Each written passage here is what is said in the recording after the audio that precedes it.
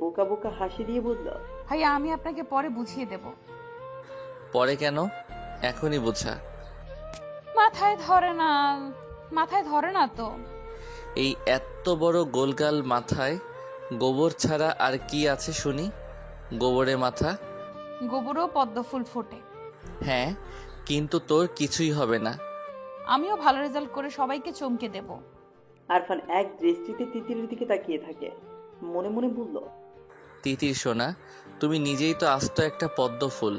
এই যে আমি ক্ষণে ক্ষণে নিজের হুঁশ হারাই কি জন্য? তোমার জন্যই তো। আচ্ছা রুমে যা, আর সমস্যা হলে আমাকে বলবি। তিতির মিষ্টি করে হেসে আরফানের দিকে তাকায়, তারপর আস্তে করে উঠে দাঁড়িয়ে দুরন্ত বালিকার মতো নুপুরের রিমিঝিমি শব্দ তুলে বেরিয়ে যায়। আরফান বিভোষ হয়ে তাকিয়ে আছে, বুকে অনুভূতিরা লুটোপুটি খাচ্ছে। আগে নিজেকে খুব সামলাতে পারত, কিন্তু ইদানিং তিতির যেন খুব তরতরিয়ে বড় হচ্ছে, আর তার অনুভূতিরা তিতিরকে দেখলেই পাগলের মতো ছুটে যেতে যাচ্ছে। সারা গা কাটা দিয়ে ওঠে। ইস, মেয়েটা তাকে নিজের অগোচরে এত যন্ত্রণা দিচ্ছে, অথচ সে জানি না তার মিষ্টি হাসি, দুষ্টু কথা, মায়াবী চোখের তাকানো আরফানকে শেষ করে দিচ্ছে, সারা শরীর অবশ করে দিচ্ছে। আরফান বিছানায় শুয়ে পড়ে, চোখ বন্ধ করে নিজেকে বোঝায় তিতিরটা এখনো বাচ্চা, আরো পরে আরো পরে, কিন্তু মন উল্টো তাকে বোঝায় পরে আর পরে টরে হবে না, এখনই তাকে চাই, তার মিষ্টি সান্নিধ্য চাই। সে খুব আপন করে উঠতে চায় কাছে, না পেলে সে যে মরে যাচ্ছে। আরফান হাসে, তার এই গোপন অভিলাষ কেউ জানে না, কেউ বোঝে না, জানলে কি হবে তা আরফান ভাবতে পারে না। দম বন্ধ রাখে, কিন্তু আর যাই হোক, পাখিটাকে তার করেই চাই। কত বছরের ভালোবাসা মিশিয়ে রেখেছে, তাকে বৃথা যাবে? আজকাল তিতিরকে সারা বাড়িতে টই টই করে ঘুরে বেড়াতে দেখে আরফানের মনে হলো, আজকাল তিতিরকে সারা বাড়িতে টই টই করে ঘুরে বেড়াতে দেখে আরফানের মনে প্রলয় হয়। এই প্রলয়ের ছিটা ফোটাও যদি কেউ জানতো, তাহলে নির্ঘাত তাকে বাড়ি ছাড়া করে দিত। শাহাবুদ্দিন খান প্রচুর মা ভক্ত, মায়ের কথা ছাড়া এক পাও নড়ে না। বাড়ি থেকে বের হতে গেলেও মায়ের কাছে অনুমতি নিয়ে বের হয়। মা মানেই ওনার দুনিয়া, সবকিছু পরে, কিন্তু মায়ের ভালোবাসা সম্মান আগে। জয়তুন বেগম দাম্ভিকভাবে চলাফেরা করেন। ওনার বাপদাদারা আগের কালে ধনবান ব্যক্তি ছিল। তমিজউদ্দিন খানের সাথে যখন জয়তুন বেগমের বিয়ে হয়, তখন থেকেই উনি দাম্ভিক আচরণ করেন। আগের কালে লেখাপড়া জানা মানুষ, সবাই তাই খুব শ্রদ্ধা করে চলে। ওনার কথার বাইরে আর কোনো কথাই হয় না, উনি যা বলবে তাই সঠিক। শাহাবুদ্দিন খান আর জয়তুন বেগম বসার ঘরে বসে কথা বলছিল, তখন আরফান তার রুম থেকে বেরিয়ে আসে। দাদির পাশে বসে চামড়া কুচকানো গালে পরম স্নেহে আদর দিয়ে বলল, আমার সুন্দরী কেমন আছে? আমার ভালো থাকার খবর পরে নিস, আগে বল প্রতি সপ্তাহে কেন বাড়ি আসা লাগবে? বন্ধের দিন পড়া যায় না? এমন ফাঁকিবাজি করলে ডাক্তার হবি কি করে? আরফান মুচকি হাসে, মনে মনে বলল, বাড়ি তো আর এমনি এমনি আসি না দাদি। বাড়ি যে আমার সুখ ভ্রমর আছে, যাকে একটু দেখলেই সারা সপ্তাহ মন নিয়ে পড়তে পারি। না দেখলে মনে বড় অসুখ হয়, একটু পড়ায় মন দিতে পারি না। মুখে বলল, তোমাকে না দেখে থাকতে পারি না। মাহমুদও তো ঢাকায় থাকে, সে তো এত আসে না, তোরই যত বাহানা। মাহমুদ তোমাকে ভালোবাসে না তাই আসে না, আমি খুব ভালোবাসি তাই আসি, বোঝেছো সুন্দরী? দোয়া করি তোর বউ আমার মতো সুন্দর হোক।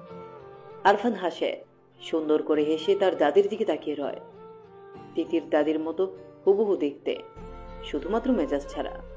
সে জয়তুন বেগমের গালে হাত দিয়ে বলল, তুমি তো আমার বউ, আর লাগবে না? যদি খুব লাগে তো তোমার মতো দেখতে কাউকে এনে দিও। জয়তুন বেগম তার কথা এত ঘাটলেন না, উনিও হেসে বলল, আচ্ছা। আরফানের আব্বা শাহাবুদ্দিন খান বৈঠক ঘরে বসে আছেন। সারা জীবন উনি গ্রামের সবার সাহায্যই করে গিয়েছেন, কখনো কারো খারাপ করেননি। মানুষজন ওনাকে দেখলে ভক্তি করে তাকায়, সম্মানের সহিত কথা বলে, এটাই ওনাকে অনেক শান্তি দেয়। ওনার মনে হয় মানুষের সাহায্য করার মাঝে যে সুখ নিহিত আছে তা অন্য কোনো কাজে নেই। তাই তো ব্যবসা বাণিজ্য সামলানোর পাশাপাশি গ্রামের সবার ভালো মন্দ দেখেন, সাহায্য করা ওনাদের রক্তে মিশে আছে। আরফান ব্যাগ নিয়ে বেরিয়ে আসে। প্রত্যেক সপ্তাহে বাড়িতে গিয়ে তার পড়ায় আসলে সমস্যা হয়, রাত জেগে পড়া শেষ করা লাগে। কিন্তু সেই বা কি করবে? মনকে তো বোঝাতে পারে না। মনটা আজকাল এত বেপরোয়া হয়ে গেছে যে আটকানো মুশকিল হয়ে যাচ্ছে। আরফান বাড়ি থেকে বেরোচ্ছে, কিন্তু কোথাও তিতিরের দেখা নেই। মেয়েটাকে না দেখিয়ে চলে যাবে?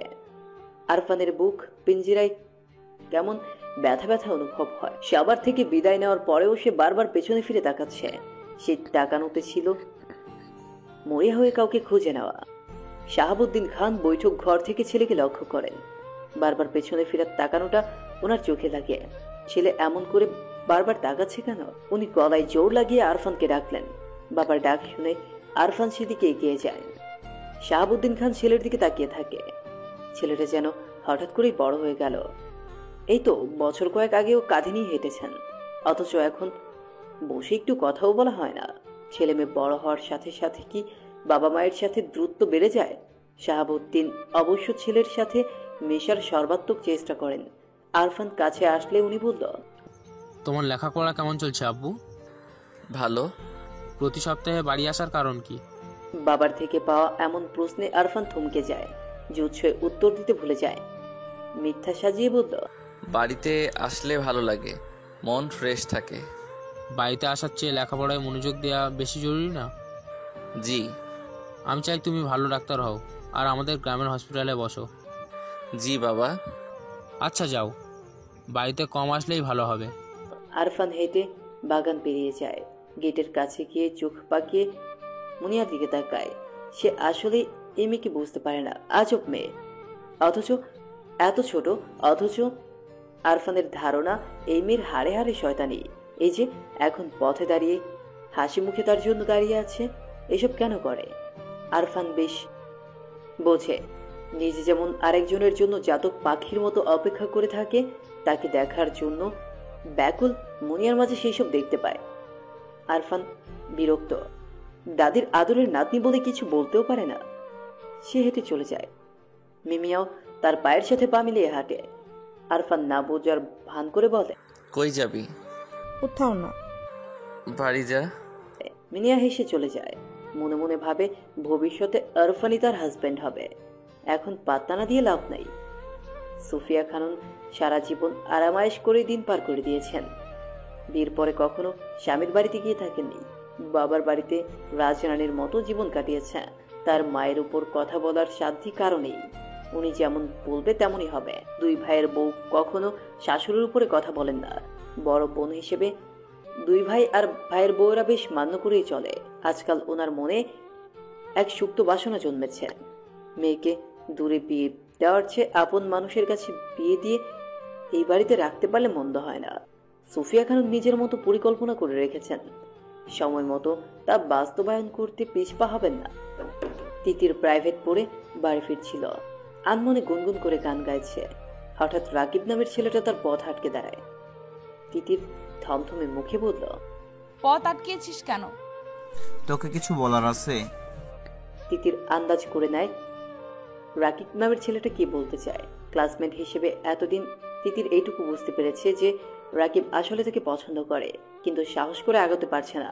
তিতির কিছু কটু কথা বলার জন্য মুখ খুলবে, তখনই দেখে আরফান সিএনজিতে করে যাচ্ছে।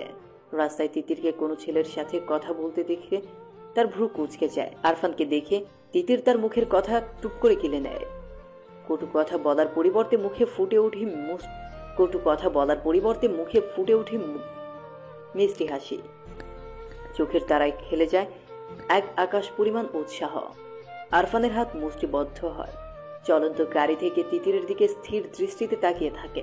তিতিরের পাশ দিয়ে গাড়িটা শৌষ গতিতে চলে যাওয়ার পরে তিতির রাকিবকে বলল, শোন, তুই যা ভাবিস তা ভুলে যা। আমার ভাইয়া শুনলে তো হাত পা ভেঙে দেবে। হাত পা ভাঙবে কেন? আমরা কি ফালানো নাকি?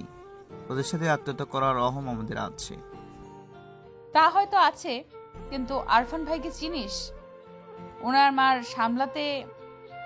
মার সামলানোর ক্ষমতা নেই। তুই ওনার ভয়ে প্রেম করবি না?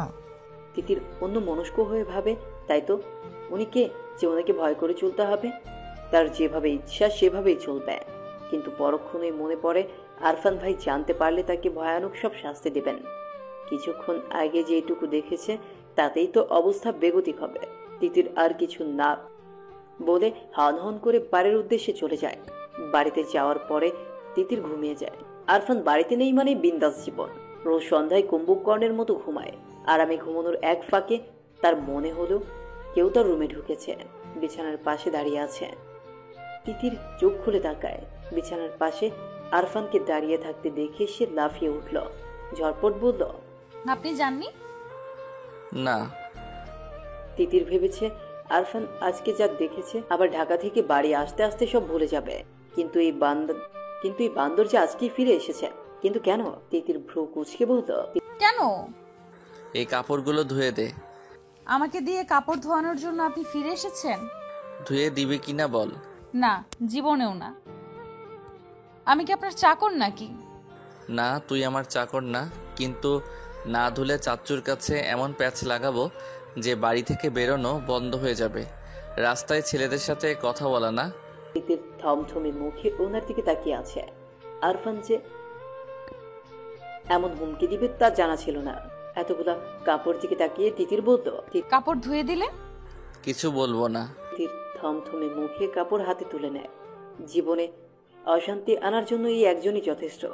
আরফানের দিকে রক্ত চোখও নিক্ষেপ করে চলে যায়। আরফান তিতিরের বিছানায় শুয়ে পড়ে, ছাদের দিকে দৃষ্টি নিবন্ধ করে বলে, আমাকে ছাড়া অন্য কারোর সাথে কথা বলতে দেখলেও আমার সহ্য হয় না মেয়ে। আর তুমি কি না হেসে হেসে কথা বলার সাহস করো? তুমি নিজেও জানো না আমি কত উন্মাদ হতে পারি। এত বছর ধরে সযত্নে লালন করা ভালোবাসা জমিয়ে রেখেছি কার জন্য? আমি যেমন পাগল হয়েছি তোমাকেও এমন পাগল বানাবো। আরফান দীর্ঘশ্বাস ছাড়ে।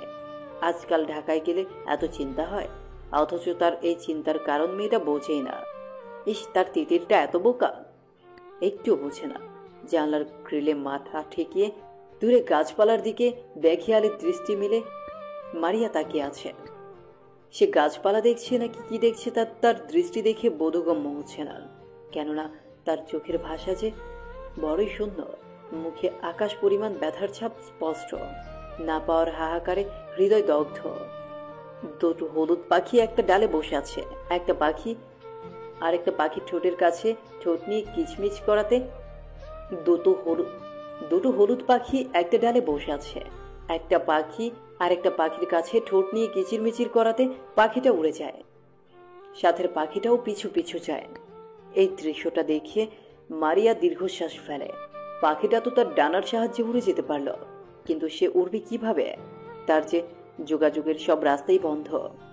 এই যে কোনো কথা না, যোগাযোগ না, একলা একলা দিন কাটাচ্ছে, তার কেমন লাগে তা কি নিষ্ঠুর মনের পুরুষ জানে? সবার কাছে শান্ত উপাধি পাওয়া মেয়েটা দরজা আটকে মুখে হাত চেপে কাঁদে। এর অবসান কোথায় তা কি মাহমুদ জানে? মারিয়া দীর্ঘশ্বাস ছাড়ে। মাহমুদ তার চাচার বড় ছেলে, বর্তমানে ঢাকা ইঞ্জিনিয়ারিং নিয়ে পড়ছে। মারিয়া ছোটবেলায় মাহমুদকে আরফানের মতোই ভাই হিসেবে মানত, কিন্তু বড় হওয়ার পরে বুঝতে পারে সে মাহমুদকে ভাই হিসেবে মানতে পারছে না। মাহমুদকে ঘিরে হাজারো স্বপ্ন মনের গোপন কুঠুরিতে ডানা ঝাঁপ দেয়। মাহমুদকে দেখে ঘুমিয়ে থাকা মনের রঙিন প্রজাপতির ঝাঁক ওড়াউড়ি করে। আশেপাশে থাকলে অসহ্য সুখে পাগল পাগল লাগে। ভীষণ ভয়ঙ্কর বেপরোয়া ইচ্ছায় হৃদয় ক্ষণে ক্ষণে কেঁপে ওঠে। একসময় মারিয়া আবিষ্কার করে সে প্রেমে পড়েছে, হাত পা ভেঙে যাচ্ছে। তাই ভাবে মাহমুদকে নিজের মনের সবটা দিয়ে ভেবেছে। মাহমুদকে ভেবে দিনরাত কাটাচ্ছে। মাহমুদ বিচক্ষণ ছেলে। মারিয়ার তাকানো, কথাবার্তা, অতিরিক্ত খেয়াল রাখা দেখলেই মুচকি হাসি, তার কানে কানে বলে যা ভীষণ ভুল ইঙ্গিত। মাহমুদ মাথা নাড়ে। অবুঝের মতো কাজ করা যাবে না। মারিয়া তার বোন। সে মারিয়াকে ডেকে পাঠায়। ঘন কালো মেঘের গুরুম গুরুম ডাকে বিশাল ছাদের এক কোনায় মারিয়া মাহমুদের সামনে দাঁড়িয়ে আছে। মারিয়া শতভাগ নিশ্চিত যে মাহমুদ তাকে জরুরি কিছু বলবে। মাহমুদ তাকে জরুরি কথাই বলেছে। এইসব আবল তাবল চিন্তা মাথা থেকে সরাতে বলেছে। সে তার সবটা চেষ্টা কাজে লাগিয়ে মারিয়াকে বোঝাতে চেয়েছে। মারিয়া বুঝেছে কিনা কে জানে, কিন্তু এরপর থেকে মাহমুদ বাড়ি আসলে সে সামনে যেত না। গভীর রাতে সবাই যখন ঘুমে মগ্ন, তখন পা টিপে টিপে মাহমুদের রুমে হাজির হতো। ভীষণ যত্ন নিয়ে ছুঁয়ে দিত মাহমুদের চুল। মুগ্ধ হয়ে তাকিয়ে থাকতো ঘুমন্ত মানুষটার দিকে। আদর নিয়ে যত্ন নিয়ে মাহমুদের প্রতিটা জিনিস শুয়ে দিত।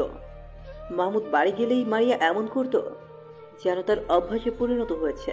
কিন্তু একদিন মাহমুদের গেঞ্জি গায়ে লাগিয়ে চুপচাপ দাঁড়িয়েছিল। তখন পেছন থেকে শুনতে পায় মাহমুদ বলছে, আর কখন আমার রুমে আসবে না মারিয়া? মারিয়া চমে যায়। রাগে মাহমুদের গমগমে কণ্ঠে অন্তরাত্মা কেঁপে ওঠে। কাপা গলায় বলল, আমি তো আপনাকে জ্বালাই না। মাহমুদ উঠে আসে, মারিয়ার থেকে যথেষ্ট দূরত্ব রেখে দাঁড়ায়। আমি বলছি আসবি না, সুতরাং আসবি না। মারিয়া কিছু বলতে যাবে, তার আগেই মাহমুদ চাপা হুঙ্কার দিয়ে বলল, বেরিয়ে যাও বেয়াদব মেয়ে। সেই যে বেরিয়ে গেল। আজ অবধি মারিয়া আর ওই রুমে যেতে পারেনি। যাবে কিভাবে? মাহমুদ তো বাড়িয়ে আসে না, আর রুম সবসময় তালাবদ্ধ থাকে। মাহমুদ যে মারিয়ার কারণেই বাড়ি আসে না তা সে জানে। অতীতের স্মৃতি বিচরণ করে মারিয়ার চোখ বেয়ে পানির ধারা দ্রুত গতিতে ছুটে যায়। আজকে সে নিজেকে একটু আটকাতে পারছে না।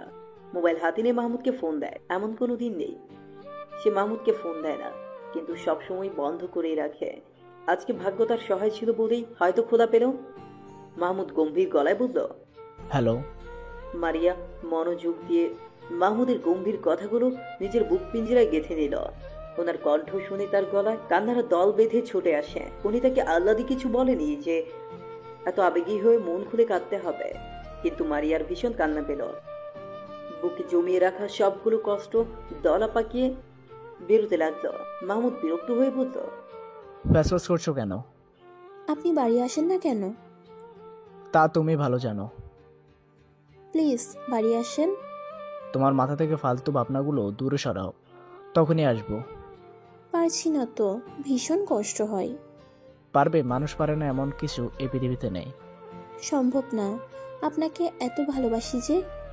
মারিয়ার কথা অসম্পূর্ণ থাকতেই মোবাইলের সংযোগ বিচ্ছিন্ন হয়।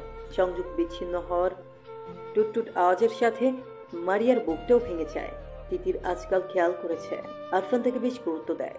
পরিবারের সবার সামনে কোনো আবদার রাখলে কেউ যদি না মানে, আরফান কিভাবে যেন সবাইকে রাজি করায়, অথচ মুখে মুখে সারাক্ষণ তিতিরের সাথে রাগ দেখায়। আজকাল আরফানের তাকানোটা তিতিরের বুকে লাগে। সব ছেলে কি এমন করে তাকায়, নাকি একমাত্র আরফানই তার দিকে এমন মায়াভরা চোখে তাকায়? কলেজে যাওয়ার পরে বান্ধবীরা আরফানের ফোন নাম্বারের জন্য ধরেছে। যেভাবেই হোক আরফানের সাথে কথা বলাতে হবে। তিতির বলল, উনি এত রাগী, ওনার সাথে কথা বলে কি করবি? রাগী? তাতে কি? তুই জানিস না রাগী ছেলেরাই বউদের বেশি ভালোবাসে। আমার সাথে সেট করায় দে দোষ, আমি শুধু ওনাকেই চাই। সাইমা কথাগুলো স্বাভাবিক হলেও কেন যেন তিতিরের বুকে আগুন ধরে যায়। রাগী গলায় বলল, তুই কেন বউ হতে যাবি? সর সামনে থেকে। আরে চেতস কেন? বউ হলে ক্ষতি কি? না না, তুই বউ হতে পারবি না। তাহলে কে বউ হবে? তুই? তিতির থমকে যায়। মনের আকাশে কল্পনা করে নেয় সে তিতিরের বউ। তারপর এক ঝটকায় মাথা নেড়ে বলল, অসম্ভব।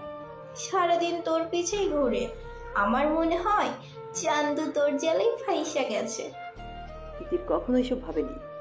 সে ভেবাচাকে খেয়ে বলল, কি বলিস? তুই খেয়াল করিস না? সে আমার ভাই। হ্যাঁ, চাচাতো ভাই। কিন্তু ভাই তো। সমস্যা নাই, এই ভাই থেকে ছাই বানানো যায়, নো প্রবলেম।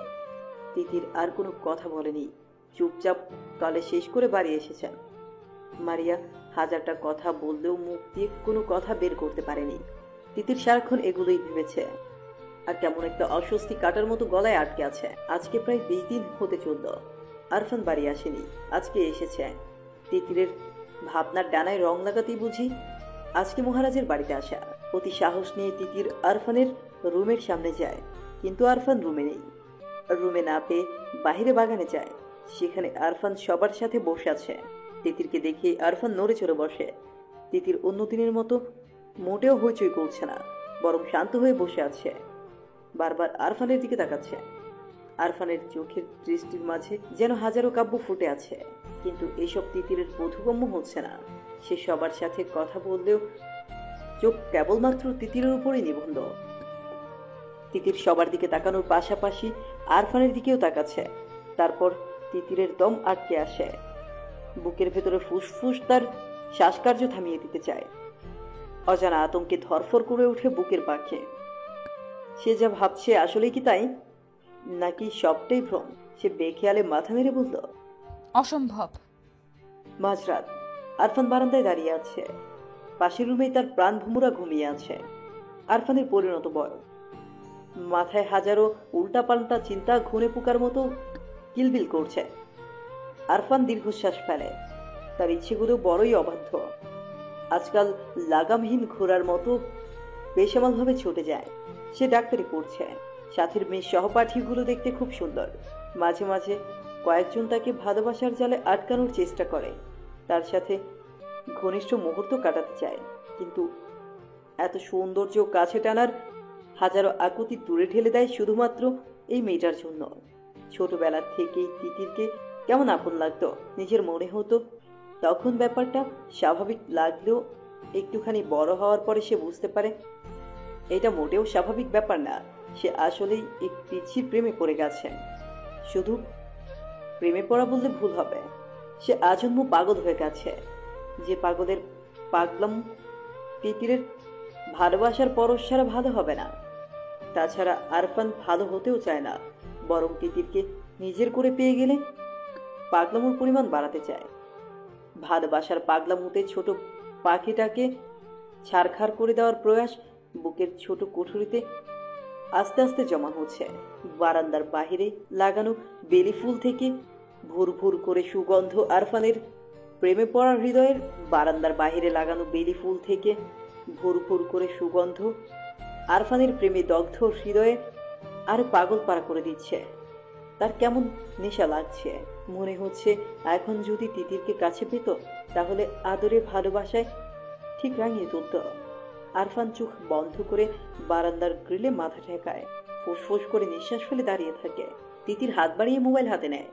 রাত 2টা বাজে, অথচ চোখের তারায় একটুখানি ঘুম নেই। ভেতরটা কেমন ছটফট করছে। এর আগে কখনো তার এমন অসহ্য অনুভূতি হয়নি। সব সময় নিশ্চিত মনে ঘুমাতে পেরেছে, কিন্তু আজকের রাতটা সম্পূর্ণ অন্য। এতদিন কোন হাবার জগতে বাস করত ভাবতেই কেমন লাগছে। আরফানের শাসন, বকা, অকারণে কথা কাটাকাটি, লুকিয়ে চুরিয়ে দেখা, এসব সে কখনোই খেয়াল করেনি, কিংবা খেয়াল করার কোনো কারণই খুঁজে পায়নি। কিন্তু আজকে বেখেয়ালে তার প্রতি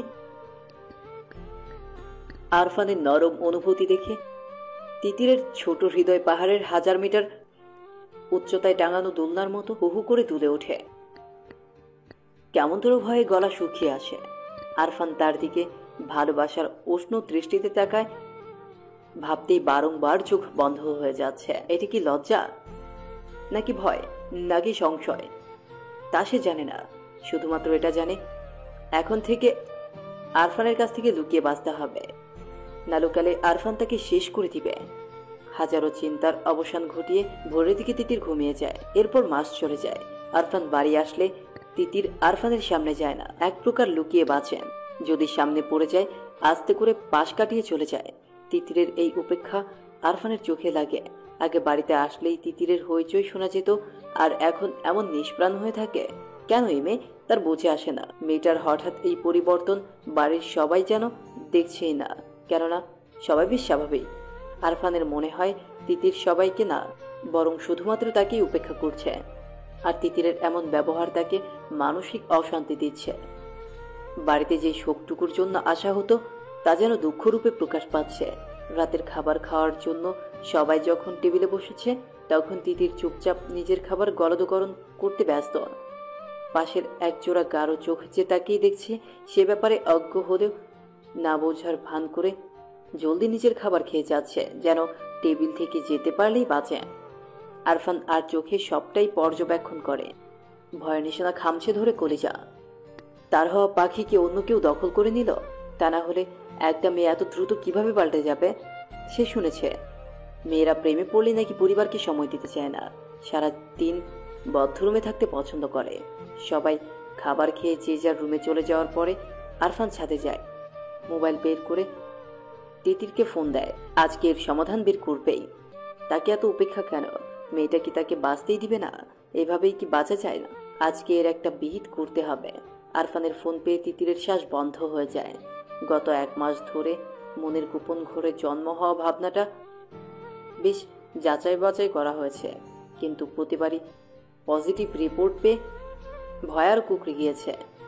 আবার নিজেকে এটাও বুঝিয়েছে যেসব মনের ভুল চাচাতো ভাই বোন হয় তারা তাকাতেই পারে, এতে ক্ষতি কি? হয়তো তার আবেগপ্রবণ মন বেশি চিন্তা করে ফেলেছে। 1 মাস যাবৎ সে আরফানকে উপেক্ষা করছে, যদিও আরফান মুখে কিছু বলেনি, কিন্তু তার সুচালো দৃষ্টি তিতির ঠিকই দেখেছে। তারপরেও সে আগের মতো স্বাভাবিক হতে পারেনি। আরফানের কথা ভাবতে ভাবতে তিতিরের মনে হাজারো দুষ্টচিন্তা এলোমেলো ঘুরে যায়। লজ্জায় কাঁপিয়ে দিয়ে যায় তিতিরের ছোট দেহ। তিতির আবারও ফোনের রিমিঝিমি শব্দে চমকে ওঠে। আরফান এই নিয়ে 15 বার ফোন দিল, কিন্তু একবারও তিতির ফোন ওঠায়নি। সে ফোন যেমন ওঠাবে না, তেমন আরফানও যেন ফোন দেওয়া বন্ধ করবে না। অগত্যা নিরুপায় হয়ে তিতির ফোনটা রিসিভ করে কানের সাথে লাগিয়ে নেয়। ওপাশ থেকে ঘন গলায় এক পুরুষালী কণ্ঠ কেমন মায়া ভরা আবেগ মিশিয়ে ডাকে, তিতির। আরফানের এমন নেশা মাখা ঘন গলার স্বর তিতিরের আগে কখনো শোনার ভাগ্য হয়নি, অথবা এমন করে শোনেনি। আজকে আরফানের গলার স্বর শুনে তিতিরের কেমন কেঁপে ওঠে। বুকের হৃৎপিণ্ড ধিমধিম করে তার গতিবেগ বাড়িয়ে দেয়। এক মুহূর্তে গলা থেকে পুরো মুখ শুকিয়ে কাঠ হয়ে যায়। কথা বলার সর্বশক্তি যেন নিমিষে উধাও হয়ে যায়। আচ্ছা, সে কি ডাক্তারের প্রেমে পড়ে যাচ্ছে? নিজের আবল তাবল চিন্তায় নিজেই মূর্ছা যায়। হুঁশ ফিরে আরফানের কথায়, আমার কথা শুনতে পাচ্ছিস? হ্যালো তিতির, জি বলুন। কি করছিস? পড়ছি, সামনে পরীক্ষা তো তাই। ভালো মেয়ে হয়ে গেছিস। আরফানের কথায় তিতির কি প্রতি উত্তর দিবে ভেবে পেল না। হ্যাঁ, আচ্ছা তাহলে রাখি। না, ছাদে আয় তো। এত রাতে? হ্যাঁ, কোনো সমস্যা? সে বুঝতো আগেও অনেকবার সে আরফানের সাথে ছাদে খুনসুটি করেছে, কিন্তু আগের অনুভূতি আর এখনের অনুভূতি যে সম্পূর্ণ ভিন্ন। সে বলতো, সকালে দেখা করব। তাহলে আমি তোর রুমে আসি? না না। তাড়াতাড়ি আয় তিতির। কেন ভাইয়া? আমি খুব অসুস্থ, তাই। তাহলে কি বড় মাকে জাগাবো? তোকে এত পাকনামি করতে বলেছে কে? তুই আয় কুইক। তিতির কিছু বলার আগেই ফোনের সংযোগ বিচ্ছিন্ন হয়। তিতির ধীর পায়ে ছাদের দিকে যায়। সিঁড়ি কোঠায় জ্বালানো ছোট লাইটের আলোয় ছাদের নিকোষ কালো অন্ধকার দূর করে দিয়েছে। সে আলোয় তিতির ছাদের এক কোণে আরফানকে আবিষ্কার করে। আলতো পায়ে এগিয়ে যায় সেদিকে। তিতিরের উপস্থিতি টের পেয়ে আরফান তিতিরের দিকে ফিরে তাকায়। নিশ্চুপ হয়ে কিছুক্ষণ সামনে দাঁড়ানো রমণীকে পর্যবেক্ষণ করে। আরফানকে কিছু না বলে এমন করে তাকিয়ে থাকতে দেখে তিতির হাফসাফ করে ওঠে। তিতিরের অস্বস্তি বুঝতে পেরে আরফান অন্যদিকে তাকায়। তারপর বুঝল, কেমন আছিস? এক বাড়িতে থেকেও এমন প্রশ্নে তিতির চমকায়। মাথা নাড়িয়ে আলতো স্বরে বলে, ভালো। আরফানের মনে হলো এবার অনুভূতি প্রকাশের সময় এসেছে। আর কতদিন পাথরের মতো গভীর ভালোবাসা একা একা বয়ে বেড়াবে? সে সোজা সাপটা প্রশ্ন করলো, এমন ব্যবহার করার মানে কি? তিতির যা ভয় পাচ্ছিল ঠিক তাই। আরফান তার ভাবনা অনুযায়ী এগোচ্ছে। সে না বোঝার ভান করে বলল, কি ব্যবহার? আরফান অন্ধকার থেকে চোখ সরিয়ে তিতিরের দিকে তাকায়। তাকে তাকাতে দেখে তিতির অন্যদিকে তাকিয়ে নেয়। তুই বুঝিস না? কি বুঝবো? আমাকে এমন এড়িয়ে যাচ্ছিস কেন? কই এড়িয়ে যাচ্ছি? যাচ্ছিস না? না। আমার দিকে তাকিয়ে বল। তিতির আরফানের দিকে তাকায়। মায়াময় গভীর চোখের দৃষ্টি তাকে ঘুরে নিয়ে যাচ্ছে। সে বলল, কি বলবো? আমাকে উপেক্ষা কেন? এমনি। ঢাকা থেকে এত জার্নি করে এই উপেক্ষার জন্য আসি? কেন আসেন? কেন আসি তুই বুঝিস না? কি বুঝবো? আমার সুখটা এভাবে কেড়ে নিচ্ছিস কেন? আমি কিভাবে সুখ কেড়ে নিলাম? বুঝেও না বুঝার ভান করবি না। আপনি কি বলছেন? কিছু না। তিতির কি বলবে ভেবে পায় না। তারপর আস্তে করে আরফানকে ডাকলো, ভাইয়া। রুমে যা। তিতির পুরুষটার দিকে তাকিয়ে ভাবল। হঠাৎ সে খেয়াল করে আরফানের কাছে থাকতে তার ভীষণ ভালো লাগছে। নিঝুম রাত, হালকা ঠান্ডা বাতাস, এতদিনের চাপা অশান্তি যেন নিমিষেই কেমন সুখ সুখভাবে তাকে আলোড়িত করছে। ছাদ থেকে যেতে একটু ইচ্ছে করছে না, বরং মাথায় ভয়ঙ্কর সব ছেলে মানুষের চিন্তা খুঁজিয়ে যাচ্ছে। হাত পা শিরশির করে তাকে সাহস দিচ্ছে, কাছে যাওয়ার বাহানায় উল্কে দিচ্ছে। কিন্তু পুরুষটি যে নিজেই তাকে চলে যাওয়ার জন্য বলেছে, সেখানে সে থাকবে কিভাবে? তিতির আস্তে করে বলল। চলে যাব? তিতিরের কণ্ঠে আরফান তিতিরের দিকে তাকায়। এমন অশান্ত অগোছালো আরফানকে তিতির চেনে না। আরফানের চোখের দিকে তাকিয়ে তিতিরের কেমন সুখের ঘন্টা ঝমঝম করে বেজে উঠল, কেঁপে উঠল ছোট দেহ। আরফান আর তিতির একে অপরের দিকে তাকিয়ে আছে। আরফান কিছু বলার আগে তিতির চলে যেতে চায়। ভয়ঙ্কর কিছুর আশঙ্কা তাকে দোলা দিচ্ছে, কিন্তু পা দুটো বড়ই সর্বনাশা, একদম নড়তে চাচ্ছে না। হঠাৎ তিতিরের সামনে আরফান ঝড়ের গতিতে এসে উপস্থিত হয়। তিতিরকে কিছু বুঝে ওঠার আগে নিজের সাথে আঁকড়ে ধরে তিতিরের ছোট দেহ। তিতির কেঁপে ওঠে, দম বন্ধ করে নেয়। আরফানের মাথায় যেন এতদিনের সব নেশা একসাথে চেপে এসেছে। জগৎ, সংসার, সম্পর্ক সবকিছুর কথা ভুলে আলতো করে চুমু খায় তিতিরের নরম ঠোঁটে। পরপর কয়েকটা চুমু দিয়ে থেমে যায়। আবছাভাবে তিতিরের প্রতিক্রিয়া বোঝার চেষ্টা করে। তিতিরকে চুপচাপ থাকতে দেখে আরেকটা মিষ্টি চুম্বন দেয়। আরফানের এমন হঠাৎ আক্রমণে তিতিরের বুকে নতুন জোয়ার এনে দেয়। তাকে পরিচয় করিয়ে দেয় ভালোবাসার এক অনন্য সুখের সাথে। বালিকার বুকে সমুদ্রের উত্তাল ঢেউ আশ্রে পড়ে, এলোমেলো করে দেয় তাকে। দুহাত দিয়ে আঁকড়ে ধরে লম্বা বলিষ্ঠ পুরুষটাকে। থেমে যাওয়া ঠোঁটের স্পর্শ আবারও নতুন করে জাগিয়ে দেয়। তিতিরের এইটুকু আহ্বান আরফানকে পাগল করে তোলে। এতদিনের জমিয়ে রাখা সবটা ভালোবাসা পাগলের মতো মাথা নাড়া দিয়ে ওঠে। অথচ দুজনের কেউই কাউকে ভালোবাসার কথা বলেনি, বুকের ভেতর অনুভূতির ডানা ঝাপটানোর কথা বলেনি। অনুভূতির সূক্ষ্ম বাকগুলো কেউ কাউকে দেখায়নি, কিন্তু তাদের কাছাকাছি আসা হয়ে গেছে। মিষ্টি ঠোঁটের কোণে একটু একটু ভালোবাসার ছাপ দৃশ্যমান। আরফান ফিস ফিস করে বলল, আমার তিতির পাখি, খুব ভালোবাসি সোনা। দীর্ঘ 5 মাস পরে মাহমুদ বাড়ি আসেন। বাড়ি আসার প্রচন্ড ইচ্ছে থাকলেও সে একবারও বাড়িমুখ হয় না। সাধারণ সম্পর্ককে তুমি তো এমনভাবে জাপটায় ধরে রেখেছ, মনে হচ্ছে ছেলে বিদেশ থেকে আসছে। যাও, নাস্তা বানাও। ছেলেটা সারা রাত জার্নি করে আসছে। দানিয়া আক্তার মাহমুদের দিকে তাকায়। উনি মাহমুদকে জন্ম দিয়েছেন, অথচ ছেলে লম্বায় ওনাকেও ছাড়িয়ে গেছে। মায়াভরা হাতে ছেলের গালে হাত দিয়ে বলল, আপনি এসব বুঝবেন না আম্মা। ছোট ছেলের বউয়ের কথাটা জয়তুন বেগমের ঠিক পছন্দ হলো না। উনি ভ্রু কুঁচকে বল, না না, আমি বুঝবো কেন? আমি কি আর সন্তান জন্ম দিয়েছি? সন্তান তো শুধুমাত্র তোমরাই জন্ম দিয়েছ। যত সব ঢং। শাশুড়ির কথায় তানিয়া কিছুই মনে করে না। সে তার শাশুড়ির কটু কথায় অভ্যস্ত। মাহমুদ দাদির দিকে তাকিয়ে বলল, দাদি, তুমি আমাকে মিস করনি? মাহমুদের কথা শুনে জয়তুন বেগমের মুখে হাসি ফুটে ওঠে। নরম স্বরে বলে, অনেক মিস করেছি ভাই। আমিও তোমাকে খুব মিস করেছি। তানিয়া আক্তার ছেলেকে কি দিয়ে নাস্তা করাবে সেই নিয়ে ব্যস্ত হয়ে পড়ে। মাহমুদ ফ্রেশ হতে রুমে চলে যায়। অনেক দিনের ময়লা রুমে এসেও তার এক অজানা শান্তি লাগে। মনের ঘুরিতে প্রশান্তিময় বাতাস ছুঁয়ে যায়। নিজের হাতে ঝেড়ে ঝুড়ে রুমটা ঠিক করে গোসল করে রুম থেকে বের হয়। সোফায় বসে টেবিলের দিকে নজর যায়। মারিয়া চুপচাপ নিজের খাবার খাচ্ছে। সে এক দৃষ্টিতে মারিয়ার দিকে তাকিয়ে আছে। মারিয়া, এই নামটা সাধারণ হলেও এই নামের মানুষটার আচরণ অসাধারণ। মানুষটা ছোট হলেও নিজেকে নারী হিসেবে প্রকাশ করতে খুব ব্যস্ত। তখনই মারিয়ার চোখের দৃষ্টি সোফার দিকে পড়াতে সে স্তব্ধ হয়ে যায়। চোখের পলক বড় হয়ে তাকিয়ে থাকে। মাহমুদের চোখের গরম দৃষ্টি দেখে মারিয়া মাথা নিচু করে দেয়। তারপর চোরের মতো আবার তাকায়। মারিয়ার তাকানোর ভঙ্গি দেখে মাহমুদ মুচকে হাসে। ভবিষ্যতে কি হবে ভেবে হাসির রেখা মুছে যায়। মারিয়ার খেতে পারে না। খুশিতে নাচতে ইচ্ছে করলে কি খাবার পেটে যায়।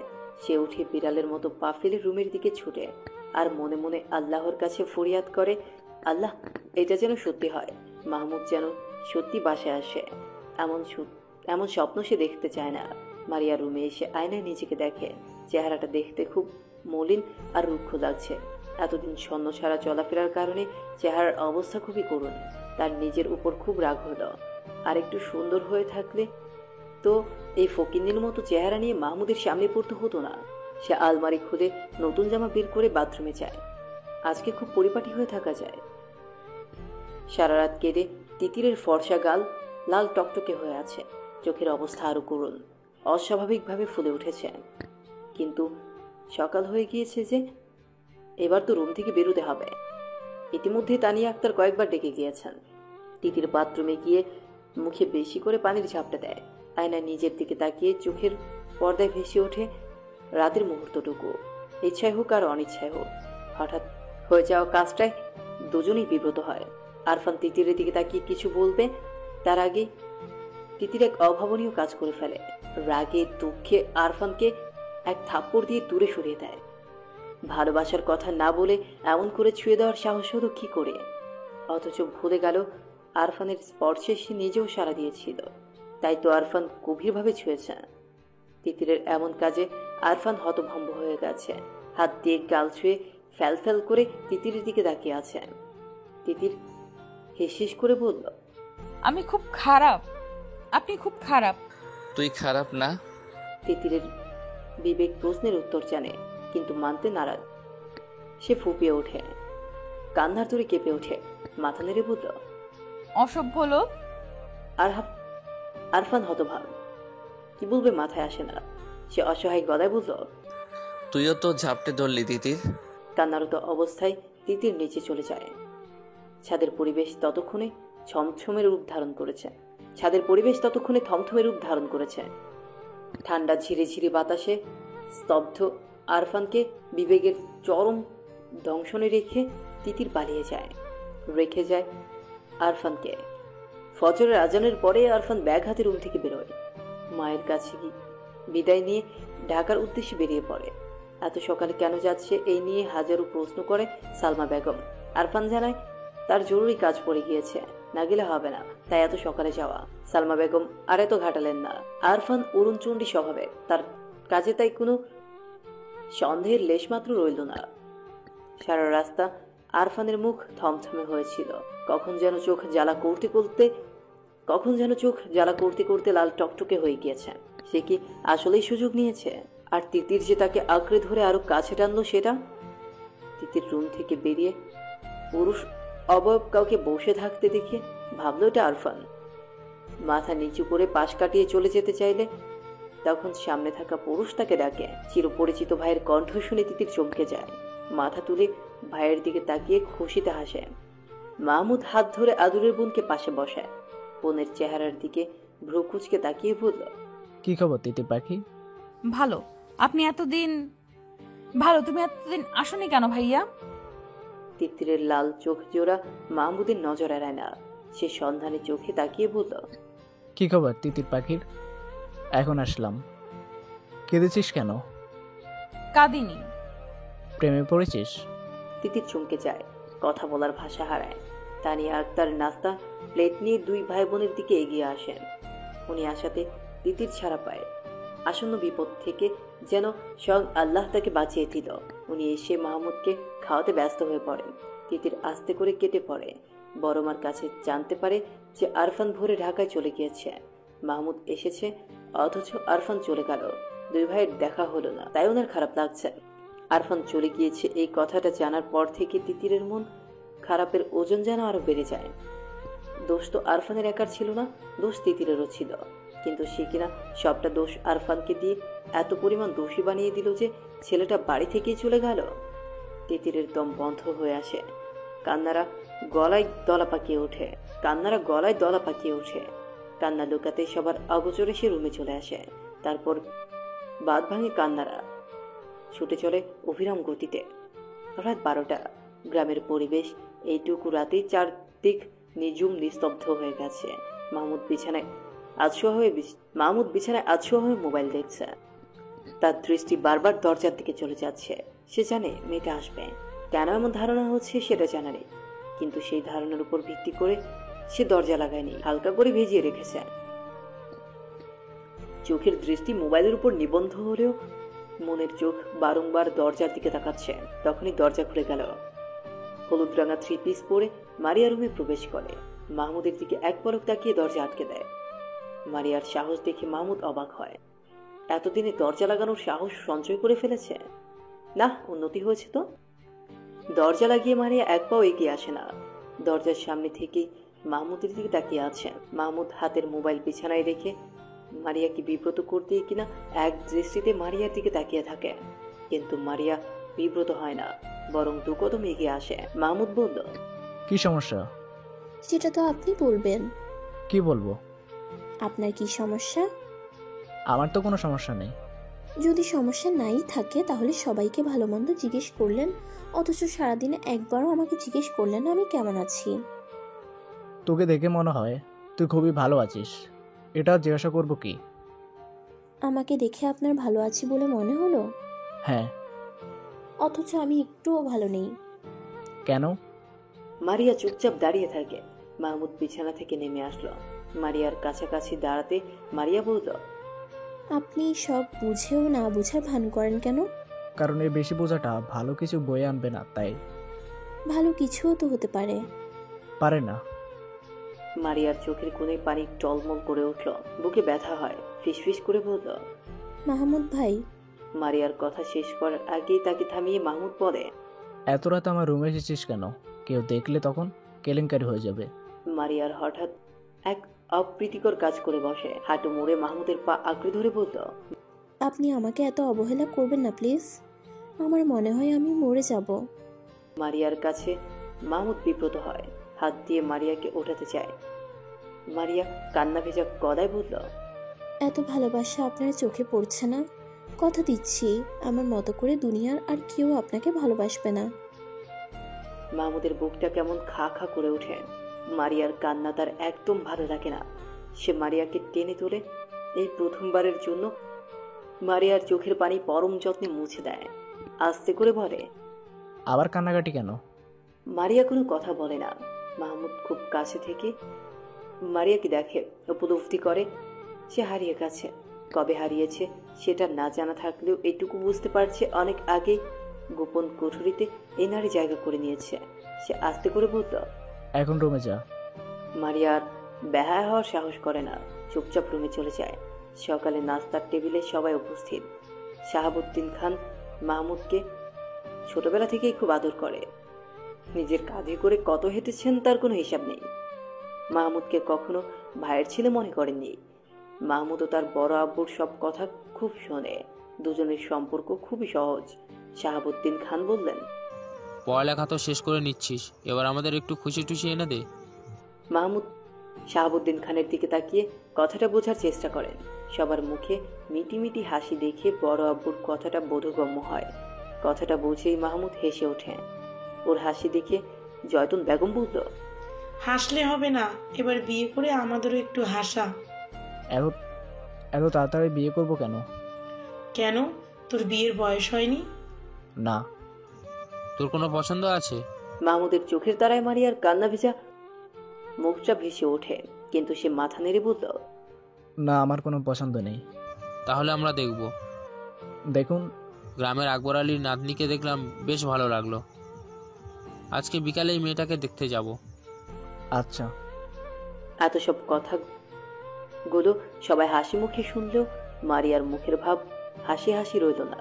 সে আস্তে করে উঠে গেল, চুপচাপ দরজা আটকে দিল। এত হাসি খুশির মাঝে মারিয়াকে কেউ লক্ষ্য করল না। দুপুর গড়িয়ে সন্ধ্যা নেমে এলো। শাহাবুদ্দিন খান, মহিবুল্লাহ আর জয়তুন বেগম আকবর আলীর বাড়ি যাওয়ার প্রস্তুতি নিচ্ছে। এর মাঝে মারিয়ার আম্মা সালমা বেগম হন্তদন্ত হয়ে ছুটে আসেন। কান্না জড়িত গলায় বলে, সেই সকাল থেকে মারিয়ার রুমের দরজা আটকে আছে। দুপুর গড়িয়ে সন্ধ্যা নামলো, এখনো তো দরজা খুলছে না। এই পর্যন্ত 1000 বার ডাকা হয়ে গেছে। ঘুমাচ্ছে হয়তো। মারিয়ার ঘুম খুব পাতলা, একবার ডাকলেই উঠে যায়। এবার সবাই চিন্তিত হয়। কোনো উপায় না দেখে কাঠের দরজা ভেঙে ভেতরে ঢুকলো। ভেতরে ঢুকে মারিয়াকে ঘুমন্ত অবস্থায় পায়। তাকে জাগানোর চেষ্টা করলেও সে জাগে না। অবস্থা খারাপ দেখে মারিয়াকে হাসপাতালে নেওয়া হয়। হাসপাতালে নেওয়ার পর ডাক্তার তার চিকিৎসা করে জানায় ঘুমের ঔষধের কারণে এমন হয়েছে। এত ছোট মানুষের ঘুমের ওষুধ খাওয়ার কি দরকার, তা তার বোধগম্য হলো না। গভীর রাতে মারিয়াকে বাসায় নিয়ে আসা হয়। শাহাবুদ্দিন খান চিন্তিত ভঙ্গিতে বসে আছে। এত কিছু ঘটে গেছে, অথচ মাহমুদ একটা শব্দ পর্যন্ত উচ্চারণ করেন, কেমন গম্ভীর হয়ে আছেন। সে তার বড় আব্বুর কাছে এগিয়ে আসলো, বুকে সাহস নিয়ে পাশে বসে হাত ধরে বলল, বড় আব্বু, একটা কথা বলি। বল। তোমার রাজকন্যাটাকে আমাকে দিয়ে দাও, আমি তাকে রানীর মতো করে রাখবো। তোরা একে অপরকে ভালোবাসিস? মাহমুদ কথা বলে না, কিন্তু শাহাবুদ্দিন খান শিক্ষিত, বিচক্ষণ মানুষ। উনি যা বোঝার বুঝে নেয়। সেদিন রাতে মাহমুদ আর মারিয়ার বিয়ের দিন ঠিক করা হয়। সবাই অবাক হলেও কোনো বিরোধিতা করেনি। তিতির খুশি হয়। তখনই হাতের মোবাইলে টুং করে মেসেজ আসে। মেসেজ খুলে তার ভ্রু কুঁচকে যায়। আরফান একটা মেয়ের গালে চুমু দিচ্ছে, আরেকটা ছবিতে জড়িয়ে ধরেছে। তিতিরের খুব রাগ হলো, আর রাগে হাতের মোবাইল হাত থেকে ফেলে ভেঙে ফেলল। হাত দিয়ে নিজের ঠোঁট পাগলের মতো ঘষে আরফানের সবটা স্পর্শ মুছতে চাইল। আগামী শুক্রবার বিয়ে। এত জলদি বিয়ে হওয়ার কি আছে, এটাই সবার বোধগম্য হচ্ছে না। কিন্তু শাহাবুদ্দিন খানের কথার উপরে কেউ কোনো কথা বলার সাহসও পাচ্ছে না। মহিবুল্লাহ খুশি হবে নাকি বেজার হবেন তাই বুঝতে পারছে না। মারিয়া তাদের নিজেদের মেয়ে, নিজের হাতে মানুষ করা, খুবই শান্ত মেয়ে। বউ হিসেবে এমন মেয়ে সবাই খুঁজে, কিন্তু সমস্যা অন্য জায়গায়। তানিয়া বেঁকে বসেছে। একটা মাত্র ছেলে, হাজারটা মেয়ে দেখে বেছে বিয়ে করাবে, তা না হুট করে বিয়ের সিদ্ধান্ত নিয়ে ফেলেছে। ভাইজানের উপর তার সব রাগ। ইঞ্জিনিয়ার ছেলে পেয়েছে বিধায় মেয়েকে সুপাত্র দিতে এত তারা, কিন্তু তার স্বামী কিছুই বলতে পারে না। ছেলেকে জন্ম দিয়ে যদি এইটুকু অধিকার না থাকে, তাহলে তানিয়া রুমের মধ্যে রাগে ফেটে পড়ে। শাহাবুদ্দিন খানকে কিছু না বলতে পারলেও মহিবুল্লাহ খানকে ঠিকই কথা শোনা দাও। আপনার ছেলে বিয়ে সিদ্ধান্ত নেওয়ার সময় আমি থাকবো না। উনি এতবার বড় সিদ্ধান্ত নেবে কেন? বড় ভাই হয় না, এটা নিতেই পারে। আমি মানি না। কেন? আমি 10টা দেখে একটা বউ আনতাম। মারিয়া কম কিসের? তানিয়া তুমি চায়, মারিয়া কোনো কিছুতেই কম না, কিন্তু ছেলেকে যাচাই বাছাই করে বিয়ে করানোর খায়েশটা যে অপূর্ণই থেকে যাবে। মাহমুদ কি রাজি? আজকালকার যুগে ছেলে মেয়ের অমতে এইসব মাতবাড়ি করা ভালো না। মাহমুদের সামনেই তো সব জানা হলো, কই সে তো আপত্তি করেনি। হয়তো ওনার ভয়ে কিছু বলেনি। তুমি একবার ভাইয়ের সাথে কথা বলো। বাবা মায়ের রুম থেকে উচ্চ কণ্ঠ শুনে মাহমুদ সেদিকে যায়। দরজা খুলে মাথা ঢুকিয়ে হেসে বলে, আসবো আম্মা? হঠাৎ ছেলেকে দেখে দুজনেই বিব্রত বোধ করে। মাহমুদ রুমে ঢুকে আয়েশ করে বিছানায় বসে বলল, হ্যাঁ, এবার বলো। তুই রাজি? আমি রাজি না হলে কি বিয়ে ঠিক হতো? তুই রাজি? মারিয়াকে আমার খুব ভালো লাগে। তোমরা যেটা কখনো বুঝতে পারোনি সেটা বড় আব্বু বলছে, আর আমি চাই না তোমরা দুজনে এটা নিয়ে আর ঝগড়া করো। রুমের বাইরে থেকে সব স্পষ্ট শোনা যায়, সবাই খারাপ ভাবছে। মাহমুদ চলে যায়। তারপর থেকে মহিবুল্লাহ আর তানিয়া ব্যস্ত হাতে বিয়ের শপিং করে। সব আয়োজনে যেন কমতি না হয় সে খেয়াল রাখে। ছেলে যেহেতু পছন্দ করে, তাহলে আর না করে লাভ কি?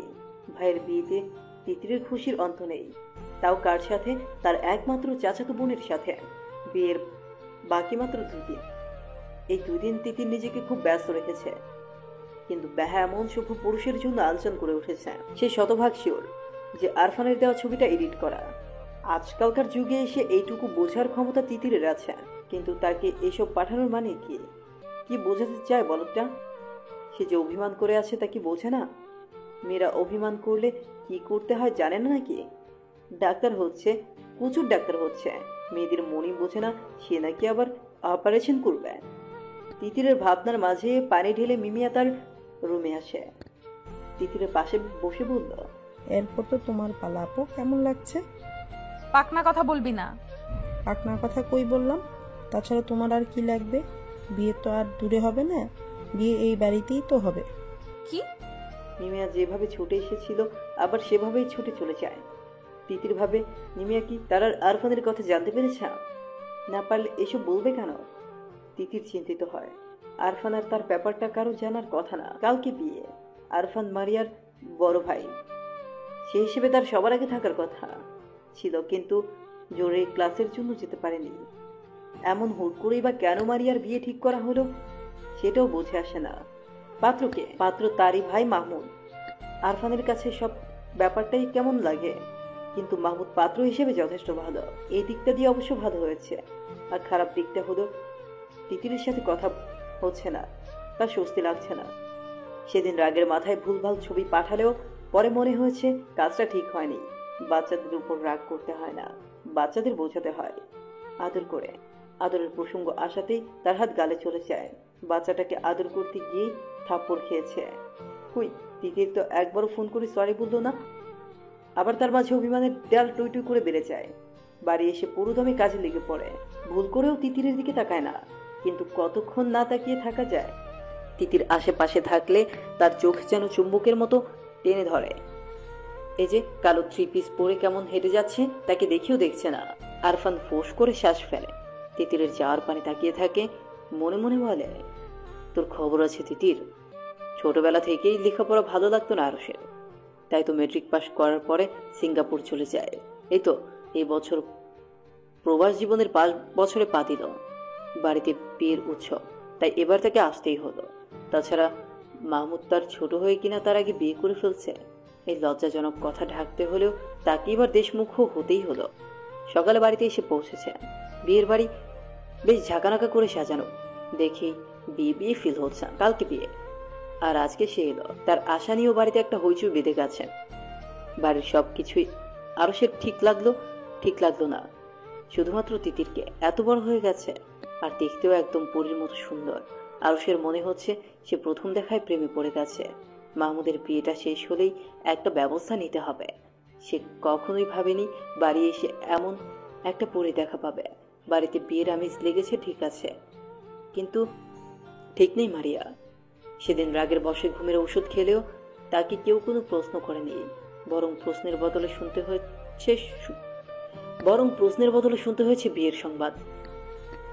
খুশি হবে নাকি কি করবে সে বুঝে উঠতে পারেনি। বিয়ে ঠিক হওয়ার পরে মারিয়া মাহমুদের সাথে কথা বলার চেষ্টা করেছে, কিন্তু প্রতিবারই তার সাথে মাহমুদ 2 শব্দটি পর্যন্ত উচ্চারণ করেনি। মারিয়া বুঝতে পারছে না এই মুহূর্তে তার কি করা দরকার।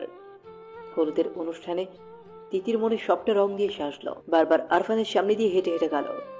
আরফানকে দেখিয়ে আরশের সাথে বসে গল্প করল। আর এটাও লক্ষ্য করলো আরশ তার দিকে কেমন ড্যাব ড্যাব করে তাকিয়ে থাকে। চোখে মুগ্ধতার ছোঁয়া স্পষ্ট ফুটে উঠেছে। ছেলেদের এমন চোখের দৃষ্টি তিতিরের কেমন লাগে, কিন্তু আরফানকে হিংসাত্মক বানানোর জন্য সে আরশের সাথে অনেকক্ষণ ধরে গল্প করে, হাসে। আরফানের মুখের আদল গম্ভীর শক্ত হয়, চোখের দৃষ্টি হয় কঠিন, না চাইতেও ফুসফুস করে নিঃশ্বাস ছাড়ে। তিতিরের আরশের দিকে তাকালেই বুকে জ্বলন হচ্ছে, দম আটকে আসছে। উফ, তারই ভুল হয়েছে, মেয়েটাকে ছাড় দেওয়া উচিত হয়নি। থাপ্পড় দিক না হয় মেরে ফেলো, তাও এই পাখিটাকে ঝাপটে ধরা উচিত ছিল। গভীর রাত, ঘড়ির কাঁটা 3টা ছুঁই ছুঁই। বাড়িতে মেহমানে ভরপুর। তিতির মারিয়ার সাথে ঘুমানোর জন্য এসেছে, কিন্তু কিছুতেই ঘুম আসছে না। তার মনে হচ্ছে আরফান তাকে ডাকছে। সে উঠে বসে, ঘুমন্ত মারিয়ার দিকে তাকিয়ে আস্তে করে রুম থেকে বেরিয়ে যায়। রুম থেকে বেরিয়েই তিতির স্তব্ধ হয়ে যায়। আরফান রুমের সামনে দাঁড়িয়ে আছে, যেন তারই অপেক্ষায় ছিল। তিতির বের হওয়ার পরে কোনো কথা বলার সুযোগ না দিয়ে পাজাকোলা করে নেয়, তারপর দ্রুত পা ফেলে ছাদে চলে যায়। তিতির পুরোটা সময় নিঃশ্বাস বন্ধ করেছিল, কেউ দেখে ফেলে কিনা ভয়ে বুকটা ছটফট করছিল। আরফানের গলায় তার হাত দিয়ে আঁকড়ে ধরে রেখেছিল। আরফান ছাদে গিয়ে তিতিরকে নামায়, জোরে কয়েকবার নিঃশ্বাস ফেলে রাগি চোখে তাকিয়ে থাকে। তিতির চুপচাপ তাকিয়ে আছে। আরফান তিতিরের উপর হেলে পড়ে, চেপে ধরে তিতিরের ছোট শরীর। তিতির কেঁপে ওঠে, কিন্তু এমন কিছুর জন্য সে যেন আগেই প্রস্তুত ছিল। ফিসফিস করে বলল, কেউ আসবে না। সরুন না। তিতির চুপচাপ আরফানের দিকে তাকিয়ে আছে। কেউ কাউকে না বললেও দুজনেই জানে দুজনের মনের কথা। আরফানকে এত কাছ থেকে দেখে বুকটা কেমন করছে, গায়ের মিষ্টি ঘ্রাণে নেশা ধরে যাচ্ছে।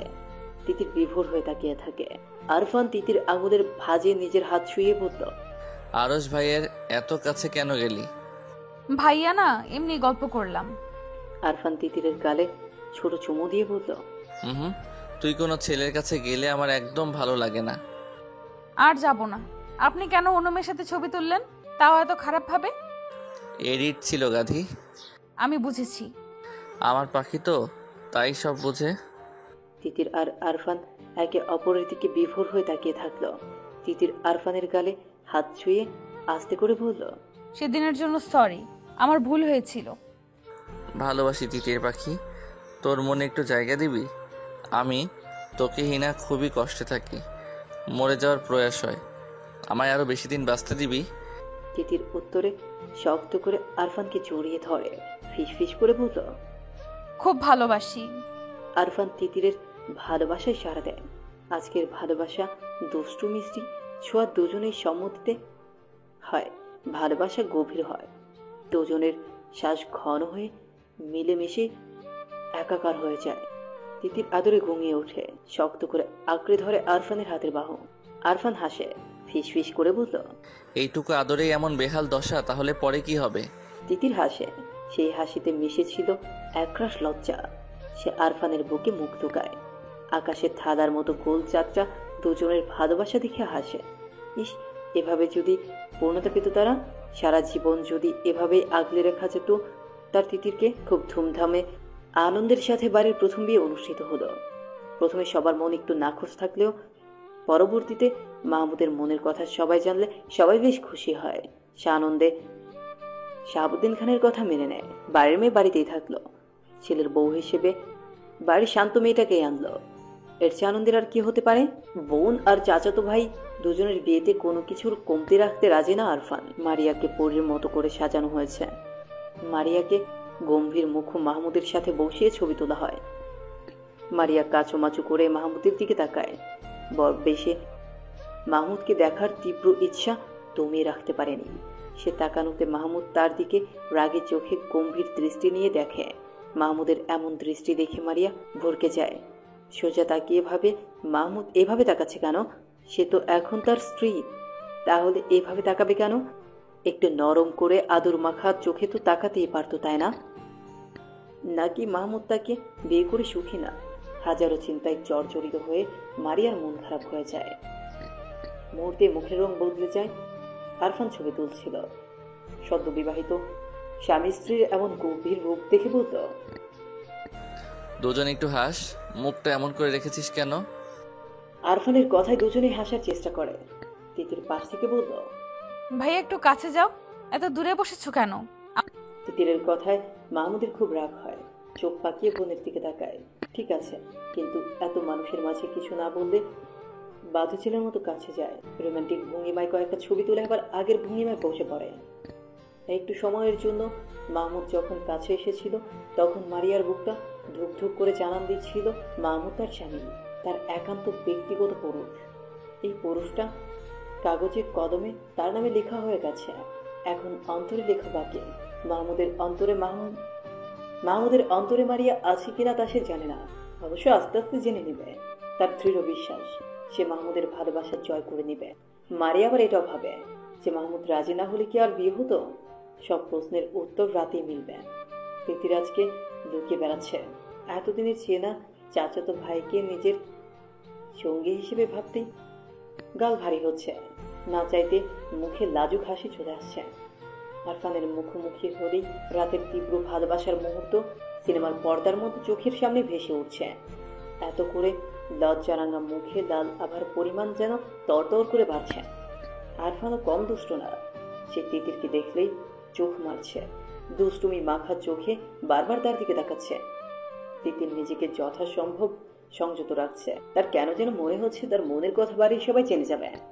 রাত 11টা। বাসর ঘর সাজানো হয়েছে। সাদা ফুলের মাঝে লাল বেনারসি পরে মারিয়া জড়সড় হয়ে বসে আছে। মাহমুদকে পাওয়ার তীব্র ইচ্ছা ছিল আজ, সেটা যে আর এত সহজে পেয়ে যাবে তা সে কখনো ভাবেনি। ভালোই বিয়েটা তো হলো, কিন্তু এখন তার নার্ভাস লাগছে, ভয়ে গলা শুকিয়ে আসছে। মারিয়া চুপচাপ বসে আছে, মাহমুদের জন্য অধীর অপেক্ষায় বসে আছে। তার অপেক্ষার প্রহর যেন শেষ হচ্ছে না। এভাবে বসে থাকতে থাকতে ছোট মনে উকি দেয় হাজারো স্বপ্ন। লাজ হয়ে সে হাসে, কিন্তু মাহমুদ হাসে না। মাহমুদের জন্য অপেক্ষা করতে করতে তার মন খারাপ হয়। নতুন বউকে এতক্ষণ বসিয়ে রাখার কোনো মানে আছে? রাত 1টা বাজে। মাহমুদ ঘরে আসে। কাঠের ভারী পাল্লা লাগানোর শব্দে মারিয়া দরজার দিকে তাকায়। মাহমুদ চকিত নয়নে একবার মারিয়ার দিকে তাকিয়ে আবার চোখ ফিরিয়ে হ্যাঙ্গার থেকে কাপড় নিয়ে বাথরুমে কাপড় পাল্টাতে চলে যায়। মারিয়া আশায় ছিল মাহমুদ আসলে সে লাজুক হয়ে তাকে সালাম দিবে, মাহমুদ কথা বলবে, আরো কত কি। কিন্তু এই পুরুষ যে পরি তুলল এমন বউকে অবহেলা করে বাথরুমে চলে গেল। কিছুক্ষণ পরে মাহমুদ বেরিয়ে আসলো। মারিয়াকে তার দিকে তাকিয়ে থাকতে দেখিয়ে বলল, এই কাপড় চোপড় পাল্টে শুয়ে পড়ো, অনেক রাত হয়েছে। এই কথাটা বলতে বলতে মাহমুদ বিছানার ফুল সরিয়ে আস্তে করে শুয়ে পড়ে। মারিয়ার মাহমুদের কাজে স্তব্ধ হয়ে যায়, ঠোঁট কেঁপে ওঠে, চোখের কোল বেয়ে গড়িয়ে পড়ে পানির ধারা। মাহমুদের এই অবহেলা সে সহ্য করতে পারে না, বুকে অসামান্য ব্যথা অনুভূত হয়। নিশ্চুপ কান্নায় নিঃশ্বাস বন্ধ হয়ে আসে। বাসরাত নিয়ে সবারই কত স্বপ্ন থাকে, মারিয়ারও ছিল। মাহমুদকে নিয়ে নতুন জীবনে পা দেওয়ার ইচ্ছেটা কত রঙিন ছিল, কিন্তু মাহমুদ এমন করছে কেন? মারিয়ার কান্না ভেজা চোখে মাহমুদের দিকে তাকিয়ে আছে। তার এখনো মনে হচ্ছে মাহমুদ উঠে বসে হেসে ফেলবে আর তাকে জড়িয়ে ধরে বলবে, মজা করেছি। কিন্তু না, ঘড়ির কাঁটা টিকটিক করে বয়ে যাচ্ছে, মাহমুদ আর ওঠে না। মারিয়া ফুপিয়ে ফুপিয়ে কাঁদে, নিজের অপরাধ কোথায় তা বুঝতে পারে না। ছোট মেয়ে কাঁদতে কাঁদতে বিয়ের ভারী কাপড় পাল্টানোর কথা ভুলে খাটের একপাশে জড়সড় হয়ে ঘুমিয়ে পড়ে। কান্নার ফুপানোর শব্দ বন্ধ হওয়ার পরে মাহমুদ উঠে বসে, গভীর চোখে অপরূপ তাকিয়ে থাকে লাল টুকটুকে বউটার দিকে। এতক্ষণ সে সজাগ ছিল, মারিয়ার প্রতিটা কান্নার শব্দ তার কর্ণগোচর হয়েছে। ঘুমন্ত বউটার দিকে তাকিয়ে স্বস্তির নিঃশ্বাস ফেলল। নিজের একটু কষ্ট হলেও মারিয়ার এই শাস্তিটা পাওয়া প্রাপ্য। হাত বাড়িয়ে মারিয়ার কান্না ভেজা ফ্যাকাশে গাল ছুঁয়ে দেয়। খুব ভোরে মারিয়ার ঘুম ভেঙে যায়।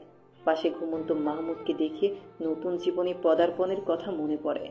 মাহমুদকে সারা জীবনের জন্য নিজের করে পেয়েছে বলে খুশি লাগছে, আবার তাকে এমন প্রত্যাখ্যান করেছে বলে কষ্টও লাগছে। মারিয়া ঘুম ভাঙার কারণ হিসেবে আবিষ্কার করলো গায়ের ভারী কাপড় আর গহনাগুলোকে।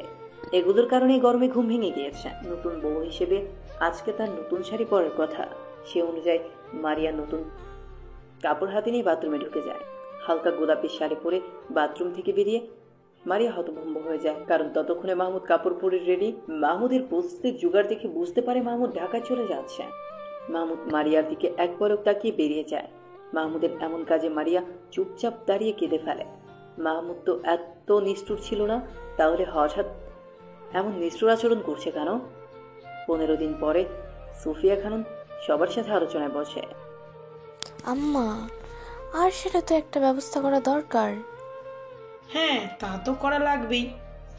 এক কাজ করি, মাহমুদের জন্য যে আকবর আলীর নাতনির কথা বলেছিলাম তা তো আর দেখা হলো না, কিন্তু আরসের জন্য দেখতে তো ক্ষতি নেই। এত মেয়ে দেখা দেখির কি আছে? আমাদের ঘরেই যখন এত সুন্দর পরি আছে, তখন আর বাইরে যাব কি দরকারে? আম্মা, তিতির তো অনেক ছোট, এসব বলবেন না।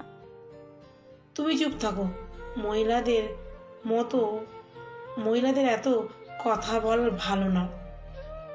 আম্মা, তিতিরকে কিভাবে বিয়ে দেব? ও ছোট। মরিয়াও তো তিতিরের বয়সী। মাশাআল্লাহ, কি সুন্দর বিবাহিত জীবন। না বাবুই, তাই হয় না।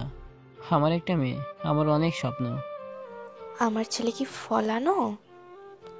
বিয়াদবের মতো তর্ক করবি না। আমার ছেলের কাছে তোর মেয়ে যত সুখে থাকবে, অন্য কোথাও এমন সুখ পাবে? আমার ছেলের মতো এমন ছেলে পাবি? জানিয়ে এবার কেটে দেয়। স্বামীর ভাসুরের দিকে তাকিয়ে বলল, আমার মেয়ে আমি বিয়ে দেব না। এত কথার দরকার কি? আরসের সাথেই তিতিরের বিয়ে হবে, আর এটাই আমার সিদ্ধান্ত। আমার সিদ্ধান্ত এইবারই চূড়ান্ত কথা। এই বিয়ে নিয়ে হাজারো কথা কাটাকাটি হয়, কিন্তু কেউ জয়তুন বেগমকে ওনার সিদ্ধান্ত থেকে নাড়াতে পারে না। শেষে জয়তুন বেগম বলল, আমার ছেলে হিসেবে যদি আমার কথা না রাখিস, তাহলে আমার মরা মুখ দেখবি। বুড়া বয়সে আমি কলঙ্ক করে মরব। মায়ের এমন কথার পরে আর কোনো কথা হয় না। ছেলেরা আর কিছু বলার সাহস পায় না। আরসের সাথে তিতিরের বিয়ে ঠিক হয়। কলেজ থেকে বাড়ি এসে এসব শুনে তিতির গলা ছেড়ে কাঁদে। দেয়ালের সাথে কপাল আঘাত করে কপাল ফুলে রক্তাক্ত করে ফেলে। চিল্লিয়ে চিল্লিয়ে বলে, আম্মা, আমি কিন্তু বিয়ে করব না। এই বুড়িকে বিয়ে দাও। আমাকে কেউ বিয়ের কথা বললে আমি বিষ খেয়ে নেব। মেয়ের মুখে এমন কথা শুনে মহিবুল্লাহ খান এগিয়ে আসেন।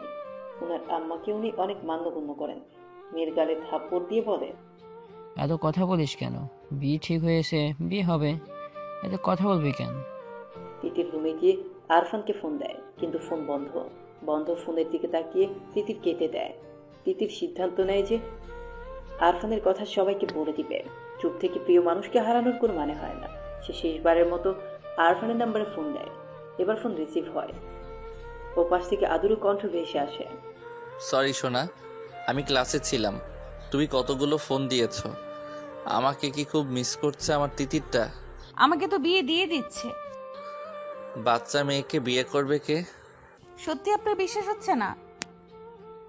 আরফান এবার চিন্তিত হয়। তিতিরের কান্না ভেজা গলার স্বর কানে লেগেছে। কপালের চামড়া কুঁচকে আসে। কি হয়েছে তিতির? কাঁদছো কেন? দাদি আমার বিয়ে ঠিক করে ফেলেছে। কার সাথে? আরশ ভাইয়ের সাথে। আরফান রাগে কিরবির করে ওঠে। প্রথম দিন থেকে আরশের দৃষ্টি অন্যরকম ছিল। একটা ছেলে আরেকটা ছেলের চোখের দৃষ্টি বোঝার ক্ষমতা আছে। আরফান আরশের চোখের ভাষা বুঝতে পেরেছে, কিন্তু ভাবেনি ব্যাপারটা এত দূর এগোবে। তার ইচ্ছে করছে আরশের গালে ছাটিয়ে একটা থাপ্পড় দিতে। বেয়াদব লোক। আরফানকে চুপ করে থাকতে দেখে তিতির বলল, আপনি কিছু বলুন। আমি কি করব? আপনাকে ছাড়া আর কাউকে বিয়ে করব না। আর কাউকে বিয়ে করবে কেন? তুমি তো আমাকে বিয়ে করবে, আমার বউ হবে। কেউ মানবে না। তারপর আরফানকে বাড়ির পুরো ঘটনা বিস্তারিত জানায়। সব শুনে আরফান বলল, আমি সব ঠিক করে নেব, তুমি এত ঘাবড়ে যেও না। আমার ভয় হয় আপনাকে না হারিয়ে ফেলি। দূর পাগল, আমি তোমার আছি, তোমারই থাকবো, একটু হারাবো না। ভীষণ ভালোবাসি। আমি তো জানি আমার তিতির সোনা আমাকে কত ভালোবাসে। আমিও তিতিরকে ভীষণ ভালোবাসি। সে কি জানে? আরফানের উপর তিতিরের ভীষণ বিশ্বাস। সে জানে আরফান থাকতে কোনো বিপদ তাকে ছুঁতে পারবে না। আরফানের এই কথাগুলো তাকে অনেক সুখ দেয়। সে সুখী গলায় বলল, জানি, খুব ভালো করেই জানি। জানলে বিশ্বাস রেখো, তুমি আমার এই কথাটা মনে রেখো। আচ্ছা। আরফান ফোন রেখে ছোট একটা ব্যাগে প্রয়োজনীয় জিনিসপত্র নিয়ে বাড়ির উদ্দেশ্যে বেরিয়ে যায়। তার দাদি জয়তুন বেগমকে সে হারে হারে ছেড়ে। একবার যেহেতু সবাইকে রাজি করিয়েছে, সেহেতু বিয়ে না করানো পর্যন্ত শান্ত হবে না। শাহাবুদ্দিন খান চুপচাপ বসে আছেন। চোখের দৃষ্টি বেশ গম্ভীর, যে কেউ দেখলে বুঝতে পারবে যে উনি গভীর কোনো চিন্তায় মগ্ন। সালমা রাতের কাজ কর্ম সেরে রুমে এসেছে অনেকক্ষণ, কিন্তু স্বামীর কোনো সারা শব্দ পাচ্ছে না। তার সাথে এ পর্যন্ত কোনো কথা বলেনি। সালমা এগিয়ে যায়, কাঁধে হাত রেখে বলল, কি ভাবেন? আম্মা হঠাৎ তিতিরকে কেন আরশের বউ বানাতে চাচ্ছে? বেগম এই ব্যাপারটা নিয়ে নিজেও ভেবেছেন, কিন্তু শাশুড়ির উপর কথা বলার সাহস তার নেই। তার শ্বশুর ইহুদক ত্যাগ করার পর সবাই তাদের আম্মাকে প্রাণ ভরে মানে। মায়ের উপর কথা বলে না। উনি যা বলে সে কথাই চূড়ান্ত সিদ্ধান্ত হিসেবে গণ্য করা হয়। শাহাবুদ্দিন বলল, তিতিরের কান্নার শব্দ শুনেছ? মেয়েটার বোধ হয় এই সিদ্ধান্ত মানতে পারছে না। হ্যাঁ, সারাদিন কান্নাকাটি করছে, দেওয়ালে মাথা ঠুকে কপাল ফুলিয়ে ফেলেছে। মহিবুল্লার তো মা রোলো। আরশ তো দেখতে শুনতে ভালোই, কিন্তু তিতির এমন পাগলামি করছে কেন? ওর কি কোনো পছন্দ আছে নাকি? বাচ্চা মেয়ে, ওর কি পছন্দ থাকবে?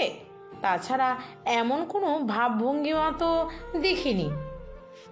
আমাদের মারিয়াও কিন্তু বাচ্চাই ছিল, শান্ত ছিল, কোনো ভাব ভঙ্গিমা ছাড়াই মাহমুদকে ভালোবেসেছে। আমরা কি তা টের পেয়েছি? সালমা কথাটা ভাবলেন। কথা সত্যি, মেয়েদের উপর দেখে কখনো তাকে যাচাই করতে নেই। মহিবুল্লাহ বিছানায় সোজা হয়ে শুয়ে আছে। তানিয়া পাশে বসে বলল, তানিয়া, শুনেন, বিয়েটা কি হওয়াই লাগবে? হ্যাঁ, ওর রাজি আর ওর রাজিতে কিছু আসে যায় না। তিতি রাজি না। আজকাল মেয়েদের সিদ্ধান্ত ছাড়া বিয়ে দেওয়া তো ভালো না, পরে সংসারে অশান্তি হয়। যেহেতু আম্মু যেহেতু বলেছে, তাহলে তিথির জন্য আরেশাই ঠিক। আমার মায়ের কোনো সিদ্ধান্ত ভুল হতেই পারে না। আপনার কোনো কথা নেই? না, আমিও এই সিদ্ধান্ত সমর্থন করছি। দীর্ঘশ্বাস ফেলে চুপ করে থাকেন। তিতির এই বিয়েতে রাজি না। উনিও আরশকে একমাত্র মেয়ের জামাই করতে চান না, কিন্তু না চাইতেও করতে হবে। উনি যে নিরুপায়। রাত 2টার দিকে তিতিরের মনে হলো তার রুমে কেউ আছে।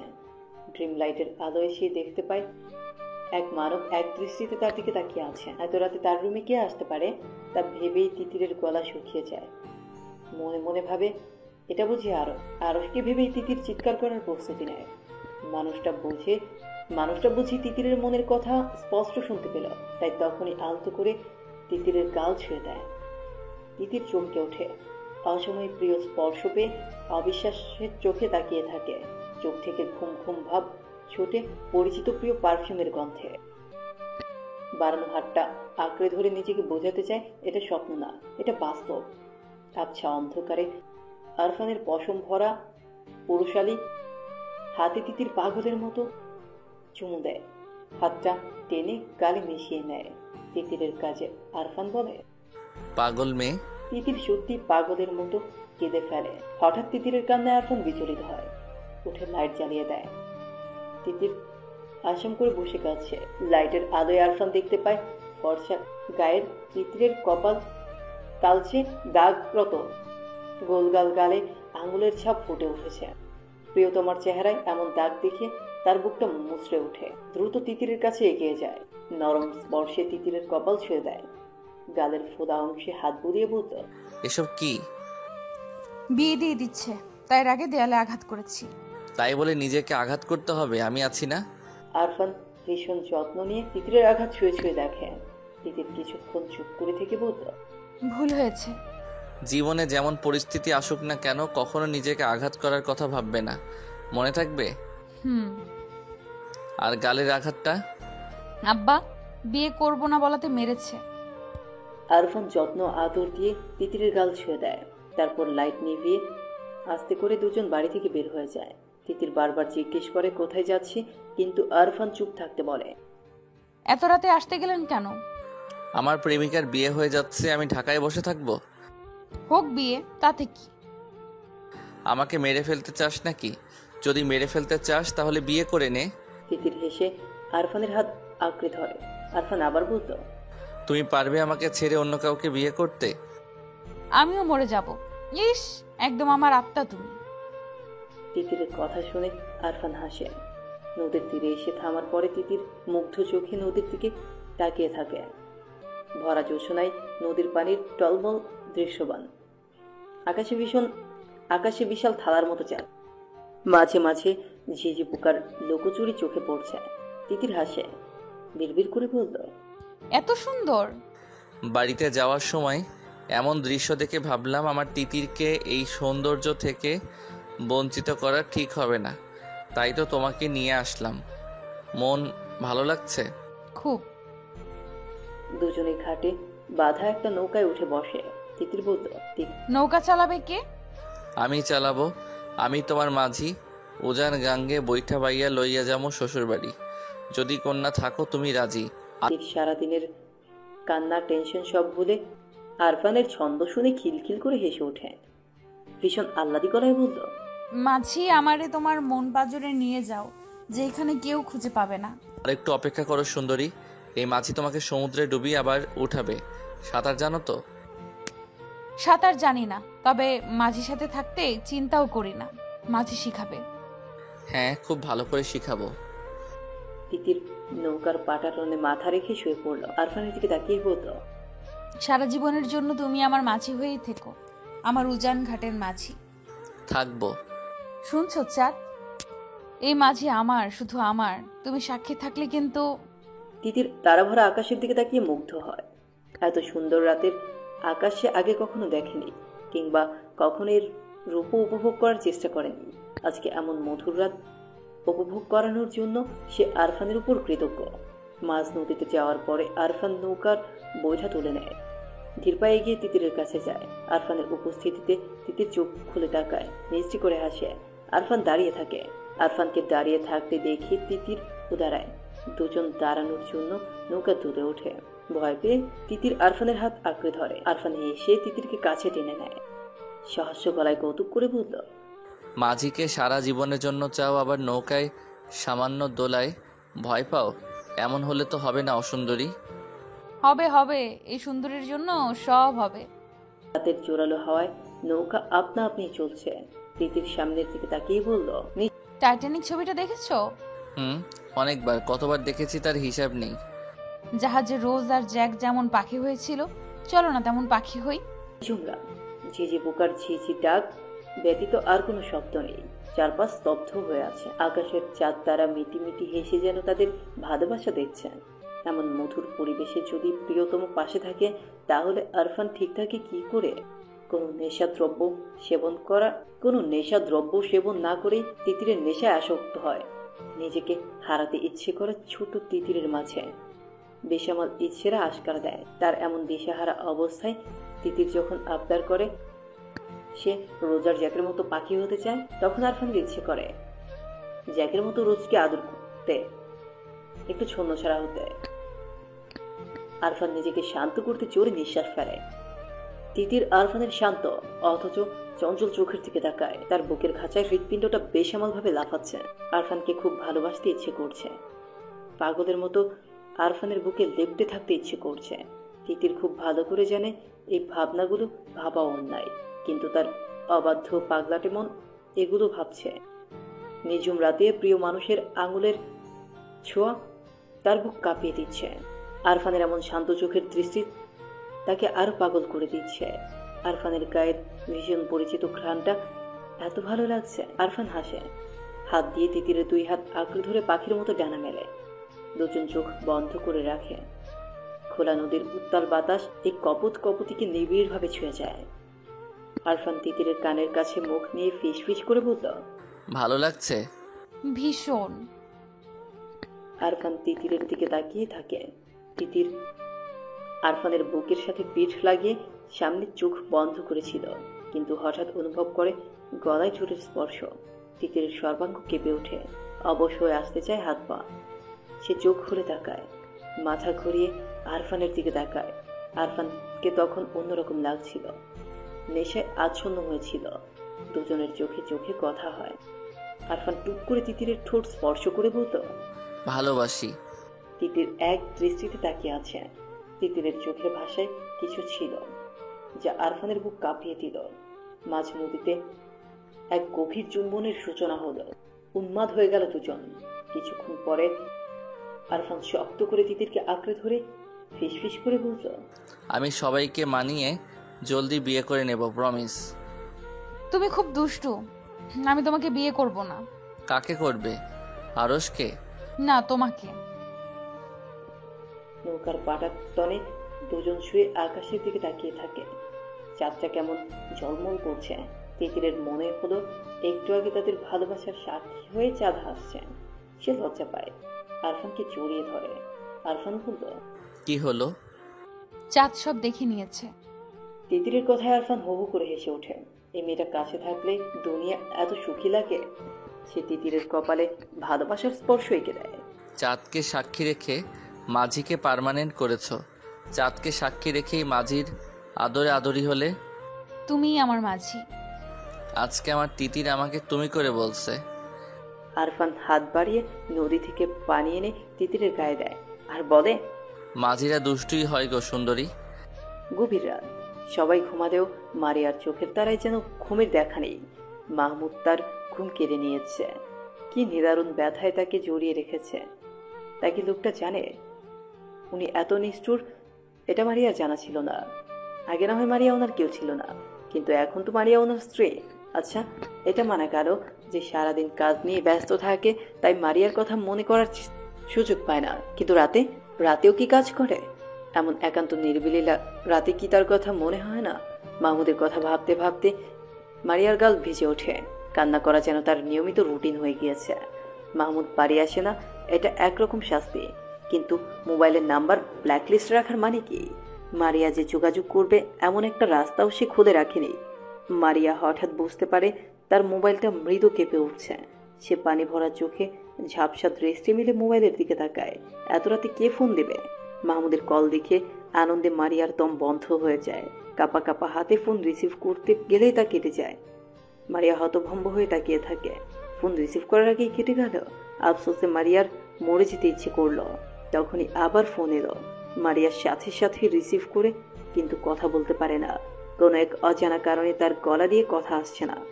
মাহমুদ বোধহয় তার কথার অপেক্ষায় ছিল। সে চুপ দেখে মাহমুদ বলল, মারিয়া। মারিয়া কেঁপে ওঠে, চোখ বন্ধ করে মাহমুদের গলার সুর অনুভব করে। মাহমুদ আবার বলল, ঘুমিয়ে গিয়েছ? না। এত রাত হলো, ঘুমাওনি কেন? আপনি বাড়ি আসেন না কেন? বাড়ি আসবো কেন?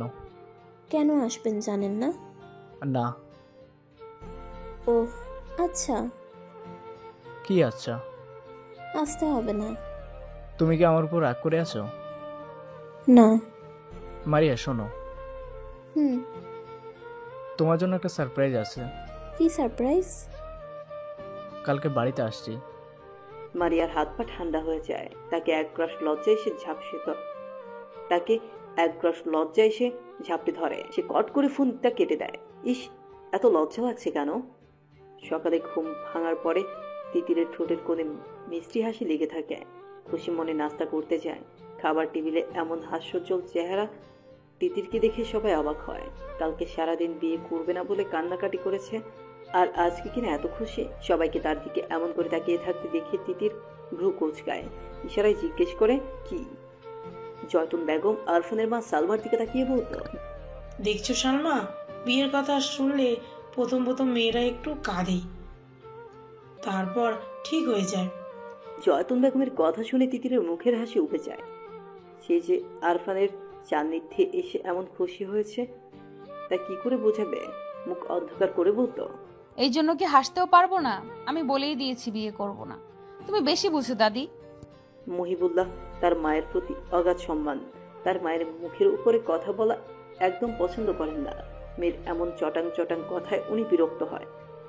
রেগে বলল, সামর্থ্যপণ করছি, তোমাকে জন্ম দিয়েছি, বড় করেছি, এবার বিয়ে দেব। একদম বেশি কথা বলবে না। আম্মা সবার থেকে ভালো বোঝে। উনি যেহেতু বলেছে বিয়ে দিতে, তাহলে বিয়ে হলেই মঙ্গলজনক হবে। তিতির স্তব্ধ হয়ে তার আব্বার দিকে তাকিয়ে আছে। মঙ্গল? আরফানকে ছাড়া তার কোনো কিছুই মঙ্গল হবে না। ওনাদের সবার মনোভাব দেখে মনে হচ্ছে যে কোনো মুহূর্তে বিয়ে হয়ে যেতে পারে। সে আশেপাশে মাথা ঘুরিয়ে আরফানকে খোঁজে, কিন্তু কোথাও আরফান নেই। তিতির বিমর্ষ হয়। আরফান তাকে বলেছিল সে সবাইকে বুঝিয়ে বলবে, কিন্তু এখন এই মুহূর্তে মানুষটাকে দেখতে পাচ্ছে না। অথচ এখনই কথাটা বলার সুযোগ ছিল। তিতির খাবার রেখে উঠে তার রুমে চলে যায়। তার পিছু পিছু আরশও যায়। সবাই যেন ব্যাপারটা দেখেও দেখলো না। ওনাদের ধারণা দুজনেরই বিয়ে হবে। এখন একটু আলাদা কথা বলতেই পারে। আরশ গিয়ে তিতিরের খাটে বসে। তিতির আরশের দিকে তাকিয়ে বলল, কি ব্যাপার ভাইয়া, এখানে এসেছেন কেন? হবু বউয়ের কাছে আসতে সমস্যা কি? আপনার হবু বউ কে? তুমি? আমি আপনাকে বিয়ে করব না, এই আশায় ঘুম নষ্ট করবেন না। না, এখন তো মন ভরে ঘুমাচ্ছি। বিয়ের পরই ঘুমের ব্যাঘাত ঘটাবো। আরফান হায় তুলতে তুলতে রুমে ঢুকে তিতিরের বিছানায় শুয়ে আরশের দিকে তাকিয়ে বলল। তিতিরের বিছানায় আরফানকে এমন সহজ স্বাভাবিকভাবে শুয়ে পড়তে দেখে আরশ বিরক্ত হয়। তার প্রশ্নে বলল, বিয়ের পর মানুষ নিশ্চয়ই সুখে থাকে।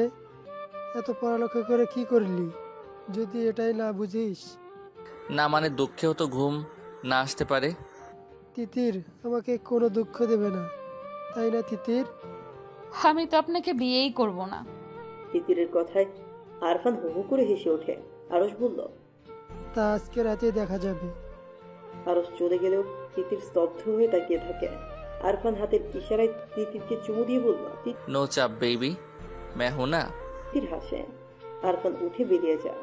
যাওয়ার আগে তিতিরের কপালে পড়ে থাকা চুলগুলোকে ফু দিয়ে আরো এলোমেলো করে দিয়ে যায়। তুমি আমাকে বিয়ের প্রস্তুতি নাও, দেখা যাবে যে কোনো মুহূর্তে এসে বলবো কবুল বলো তিতির। আরফানের পাগলামিতে তিতির হাসে।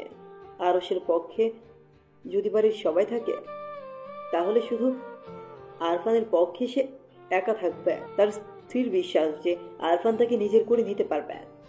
দুপুর হতে হতে আরফান আর তিতির এটা বুঝতে পারে যে আরশের সাথে আজকে বিয়ে হয়ে যাবে। আরফান হাসে। সন্ধ্যা নাগাদ সবার অগোচরে তিতিরকে নিয়ে বেরিয়ে যায়। ঘণ্টাখানেক পরে দুজন ফিরে আসে। বাড়িতে ততক্ষণে হট্টগোল পড়ে গিয়েছে। শাহাবুদ্দিন আরফানের সামনে দাঁড়িয়ে বলল, কোথায় গিয়েছিলি? আমরা বিয়ে করেছি আব্বা। তিতির সুখ নাকি দুঃখ কোনটা অনুভব করছে তা তার বোধগম্য হচ্ছে না। তার শরীর মৃদু কাঁপছে। আরফানের হঠাৎ সিদ্ধান্তে সে তৎক্ষণাৎ ভাবনায় পড়ে গিয়েছিল। সবাইকে না জানিয়ে বিয়ের মতো এমন গুরুত্বপূর্ণ সিদ্ধান্ত একা নেওয়া কি যেই সেই কথা? কিন্তু তার আরফানের দিকে তাকিয়ে মনে হলো, এই মুহূর্তে যদি সে সায় না জানায় তাহলে সারা জীবনের জন্য প্রিয় মানুষকে হারিয়ে অন্য মানুষের বুকে অনিচ্ছায় যেতে হবে, দুমড়ে কেঁদে মরতে হবে আজীবন। তিতির চোখ বন্ধ করে সিদ্ধান্ত নেয়। আরফান তো বাহিরের কোনো ছেলে না, সবার চেনা জানা নিজেদের ছেলে। হয়তো প্রথমে একটু ঝামেলা হবে, কিন্তু পরে তো সব ঠিক হয়ে যাবে। কিন্তু এখন যদি সবার ভয়ে তার দিকে আরফানের বাড়িয়ে দেওয়া হাতটা শক্ত করে না ধরে, তাহলে এই মানুষটাকে সারা জীবনের জন্য হারাতে হবে।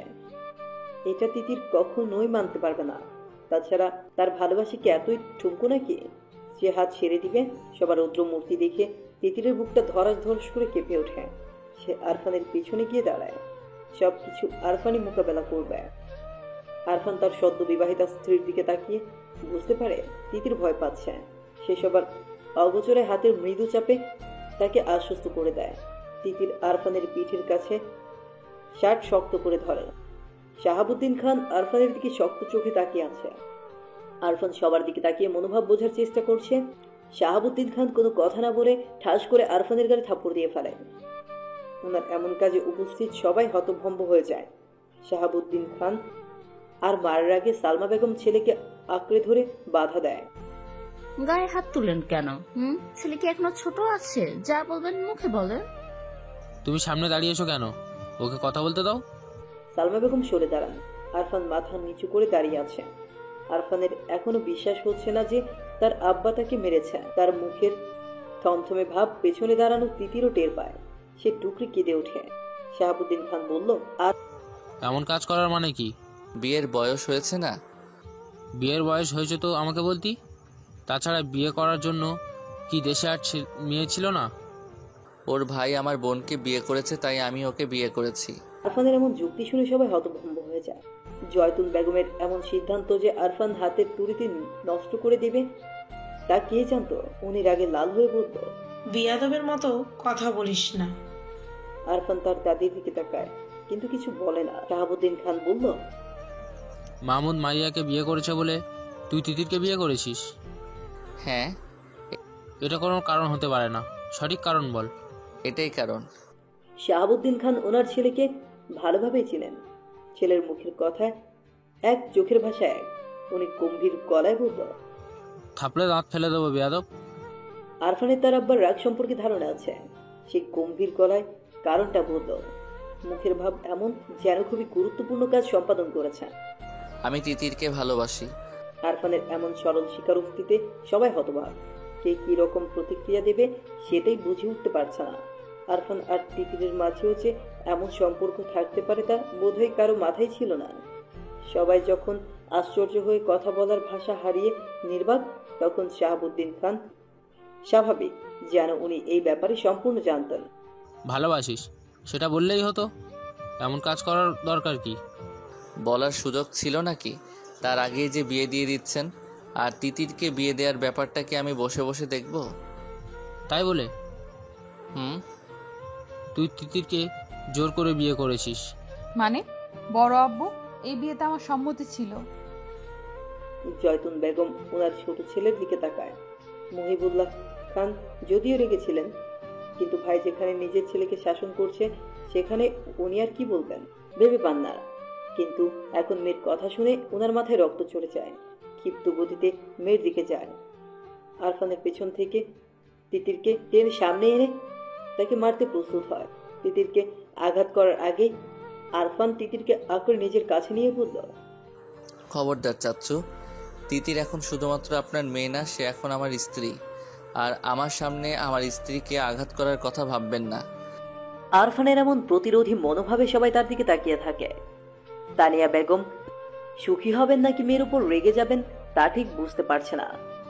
শাশুড়ির পছন্দ অনুযায়ী বিয়ে হওয়ার চেয়ে আরফানের কাছে বিয়ে হওয়াতে যেন ঠিক ভালো হয়েছে। ডাক্তার জামাই। তানিয়া বেগম হাসি হাসি মুখে মেয়ে আর মেয়ে জামাইয়ের দিকে তাকিয়ে আছে।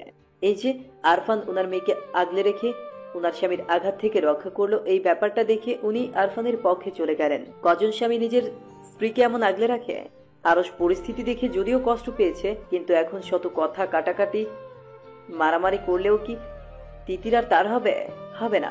তাই সংসারে অশান্তি করার কোনো মানেই হয় না। সে তার আম্মাকে কোনো কথা বলতে নিষেধ করে, যদিও উনি কথা বলতে চাচ্ছিলেন। আরস তার বড় মামার দিকে তাকিয়ে বলল, নিজেদের মতামত জানিয়ে এইসব করা উচিত ছিল। আমরা মেনে নিলে এমন চোরের মতো বিয়ে করতে হতো না। আরফান আর তিতির চুপ করে থাকে। ওদের এমন চুপ করে থাকতে দেখে যেন শাহাবুদ্দিনের রাগ হুহু করে বাড়ে। বেয়াদব দুটো, কথা বলিস না কেন? নির্লজ্জের মতো কাজ করে এখন চুপ করে আছিস। যা রুমে যা।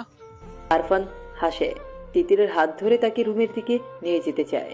তার কাজ দেখে শাহাবুদ্দিন খান বলল, এই বেয়াদব, ওকে কোথায় নিয়ে যাচ্ছিস? আমার রুমে। কেন? আমার বউ তো আমার রুমেই থাকবে। সালমা, এই বেয়াদবকে বলো এমন অনুমতিবিহীন নির্লজ্জের মতো বিয়ে করেছে, কিন্তু তিতির ইন্টারমিডিয়েট পাশ করার আগে যেন ওর দিকে পা না বাড়ায়। বেয়াদব ছেলে, নিজেও গোল্লায় যাবে, মেয়েটাকেও নেবে। আরফান হতবিহ্বল চোখে তার আব্বার দিকে তাকিয়ে থাকে। এটা কি ধরনের শাস্তি? বউ কাছে না দিয়ে শাস্তি দিয়ে কি তাকে মেরে ফেলতে চাইছে? তার মনে হচ্ছে এই শাস্তির চাপে সে মরে যাবে। সবাই গম্ভীর মুখে যার যার রুমে চলে গেল। তিতিরও আরফানের দিকে তাকিয়ে তার রুমে চলে যায়। আরফান চুপচাপ তার রুমে চলে যায়। বিয়ে করলো কেন যদি বউয়ের কাছে না থাকে? মাহমুদ বাড়ি এসে সব শুনে কিছুক্ষণ থমকে বসেছিল। আরফান তিতিরকে পছন্দ করেছে সেটা তার চোখেই পড়েনি। সে মূলত আজকে আরশ আর তিতির বিয়ে এই উপলক্ষে এসেছিল। বাড়ি এসে শুনে বিয়ে ঠিকই হয়েছে, কিন্তু পাত্র বদলে গিয়েছে। সে খাওয়া দাওয়া করে রুমে যায়। রুমে যাওয়ার সাথে সাথে মেইলি সুভাষ নাকি আসে, আর তাতেই বুকের ভেতরটা কেমন ধিম ধিম তালে জানিয়ে যায় এই রুমে তার প্রিয়তমা থাকে। মারিয়া বারান্দায় দাঁড়িয়ে আছে। মাহমুদের সামনে যেতে তার লজ্জা লাগছে। মাহমুদ মারিয়ার কাছে এসে দাঁড়ায়। মাহমুদের উপস্থিতিতে সে কেঁপে ওঠে, নিঃশ্বাস বন্ধ করে দাঁড়িয়ে থাকে। মাহমুদ চুপচাপ মারিয়ার গায়ের মৃদু শিহরণ দেখেন। কিছুক্ষণ পরে বলল, কি ব্যাপার, ভালো আছো? মারিয়া হাসি মুখিয়ে মাহমুদের দিকে তাকায়। তার অতি কাঙ্ক্ষিত পুরুষ তার দিকে কেমন হাসি হাসি চেহারা নিয়ে তাকিয়ে আছে। মাহমুদ মারিয়াকে কিছু বলতে না দেখে বলল, চুপ করে থাকলে কিন্তু আবার চলে যাব, সেটাই চাইছো নাকি? মারিয়ার চোখে পানি চলে আসে। চলে যাবে? কত কান্না আল্লাহর দরবারে ফরিয়াদ করেছে যেন মাহমুদ ফিরে আসে। ফিরে এসেছে, কিন্তু এখন আবার চলে যাওয়ার হুমকি দিচ্ছে কেন? মারিয়ার কান্না ভেজা মুখের দিকে তাকিয়ে মাহমুদ বলল, আচ্ছা, যাব না। আপনি আমাকে এমন যন্ত্রণাদায়ক শাস্তি দিচ্ছেন কেন? তুমি তো আমাকে শাস্তি দিয়েছো। কিভাবে? নিজেকে শেষ করে দিতে চেয়েছো। এর থেকে বড় শাস্তি আর কি হতে পারে? মারিয়া অবাক হয়ে মাহমুদের দিকে তাকিয়ে আছে। মাহমুদ হেসে বলল, ভালোবাসি। মারিয়া লজ্জা পায়, লাজুক হেসে রুমে চলে যায়। সেদিকে তাকিয়ে মাহমুদ বলল, রুমে গেলে তো আরো লজ্জা পাবে লজ্জাবতী বউ। মাহমুদ রুমে যায়, নিজেকে প্রস্তুত করে মারিয়াকে প্রস্তুত হতে সময় দেয়। সত্যি বলতে তার লজ্জা লাগছে। বিয়ে করা বউয়ের কাছে যেতে এত লজ্জা লাগছে তা দেখে আকাশের ক্ষয়ে যাওয়া চাঁদ মিটিমিটি হাসে। সেই হাসির সাথে মাহমুদের হাসি প্রশস্ত হয়। রাত 12টা। তিতিরের সাথে তানিয়া আক্তার ঘুমোতে এসেছেন। এই ঘুমানোর হুকুম তার ভাসুরের দেয়া। আরও একটা হুকুম জারি হয়েছে, তা হলো আগামী 1 বছর আরফান বাড়িতে আসতে পারবে না। আরফান চুপচাপ তাতে সাই জানিয়েছে। এইসব ভাবতে ভাবতে তিতিরের মোবাইলের আলো জ্বলে উঠল। আরফানের নাম্বার দেখে তিতির তার মায়ের দিকে তাকায়। তানিয়া বেগম এতক্ষণ মেয়েকে হাজারো প্রশ্নে জর্জরিত করে তুলছিলেন। মোবাইলে আলো দেখে বলল, আরফান ফোন দিতেছে তাই না? ভাইজান তোদের ভালোর জন্যই এসব বলছে, কিন্তু যা আজকে কথা বল। তিতির হাসি মুখে বারান্দায় চলে যায়। মোবাইল রিসিভ করে বলল, এত রাতে কি চাই? আকাশে এত সুন্দর চাঁদ, অথচ আমি চাঁদহীন। এই নিষ্ঠুর পৃথিবীতে বাঁচতে চাই না। আমাকে বাঁচাতে চাইলে এখনই আমার বউ চাই। তিতির খিলখিল করে হাসে। আরফান বলল, এসো না সুন্দরী, আমার বুকে আগ্নেয়গিরি লাভা ফুটছে আর তুমি হাসছো। আমার কি করা উচিত? আমার দুঃখে তোমারও দুঃখী হওয়া উচিত। আফটার অল কাছে থাকলে আমার মতো একটা চকলেট বয় পেতে, এখন তার পাচ্ছ না, সেই দুঃখে দুঃখী হও। তিতির আরফানের মন খারাপের আবহাওয়া ঠিক টের পায়। তারও যে খারাপ লাগছে না তা নয়, তারও খারাপ লাগছে। ছটফট করছে বুকের ভেতরটা। সে আস্তে করে বলল, আচ্ছা। আব্বা, এটা একটা কাজ করলেন বলো? বিয়ে করেছি অথচ বউ কাছে নেই, আজব। বিয়ে করলেই বউ কাছে থাকতে হবে? 100% থাকতে হবে। বিয়ে করার পরেও যদি বউয়ের বদলে কোলবালিশ বুকে নিয়ে থাকতে হয় তাহলে কিভাবে হবে? এই শোকে যদি আমি শুকিয়ে মরে যাই তার দায়ভার কে নেবে, তুমি? বিয়ে করে ফায়দা কি হলো ভাই? আমি সারা জীবনের জন্য আপনার হয়েই গেলাম, এটাই লাভ। হ্যাঁ বুঝেছি। সেটাই কি যথেষ্ট না? যথেষ্ট। তাহলে আর কি?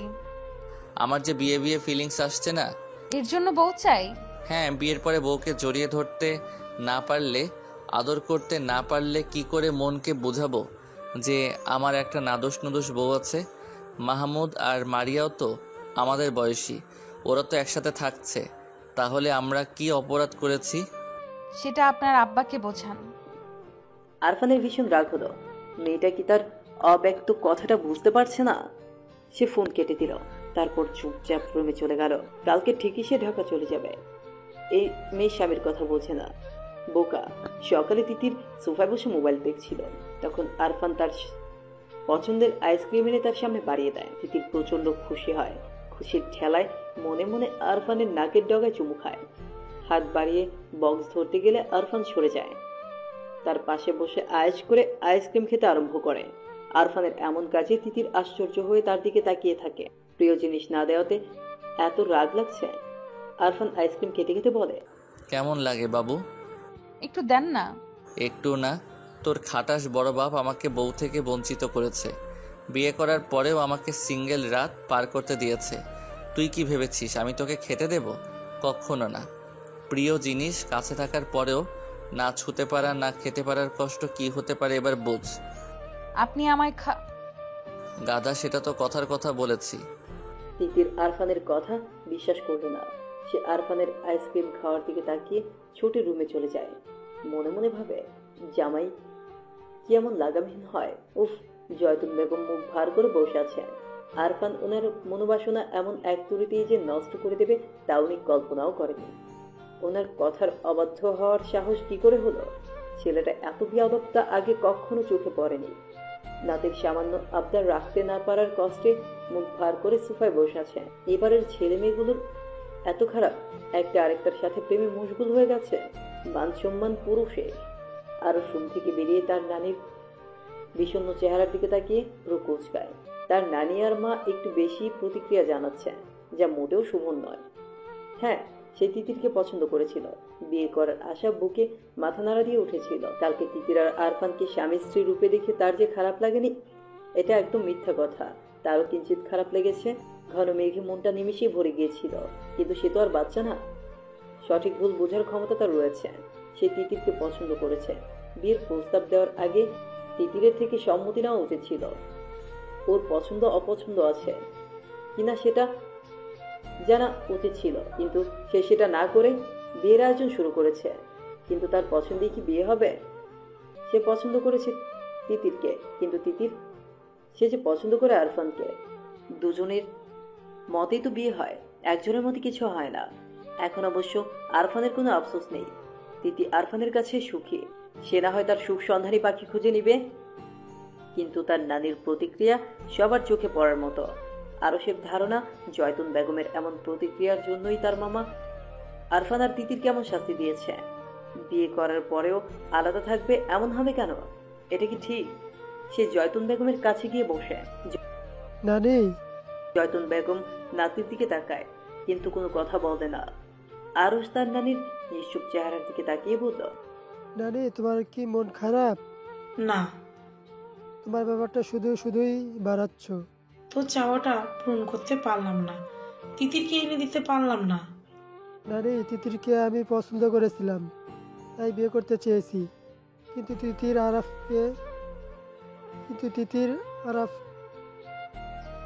তিতির আরফানকে ভালোবাসে। তাহলে আমি বিয়ে করব কিভাবে? তিতির কি কোনো পণ্য নাকি যে কিনে আনবো? তিতির যদি কোনো পণ্য হতো তাহলে আমি আমার সর্বস্ব দিয়ে হলেও তিতিরকে আমার করে নিতাম। এখন অন্য কাউকে নিজের করে নেব। এসে কি মেয়ের অভাব নাকি? তুমি আর আম্মা তুমি আর আম্মা এমন করা বন্ধ করো। কি করলাম আমরা? এমন মন খারাপ করে থাকোই বলে তো মামা আরফানকে এমন শাস্তি দিল। ভালো হয়েছে। এটা ভালো হলো কি করে?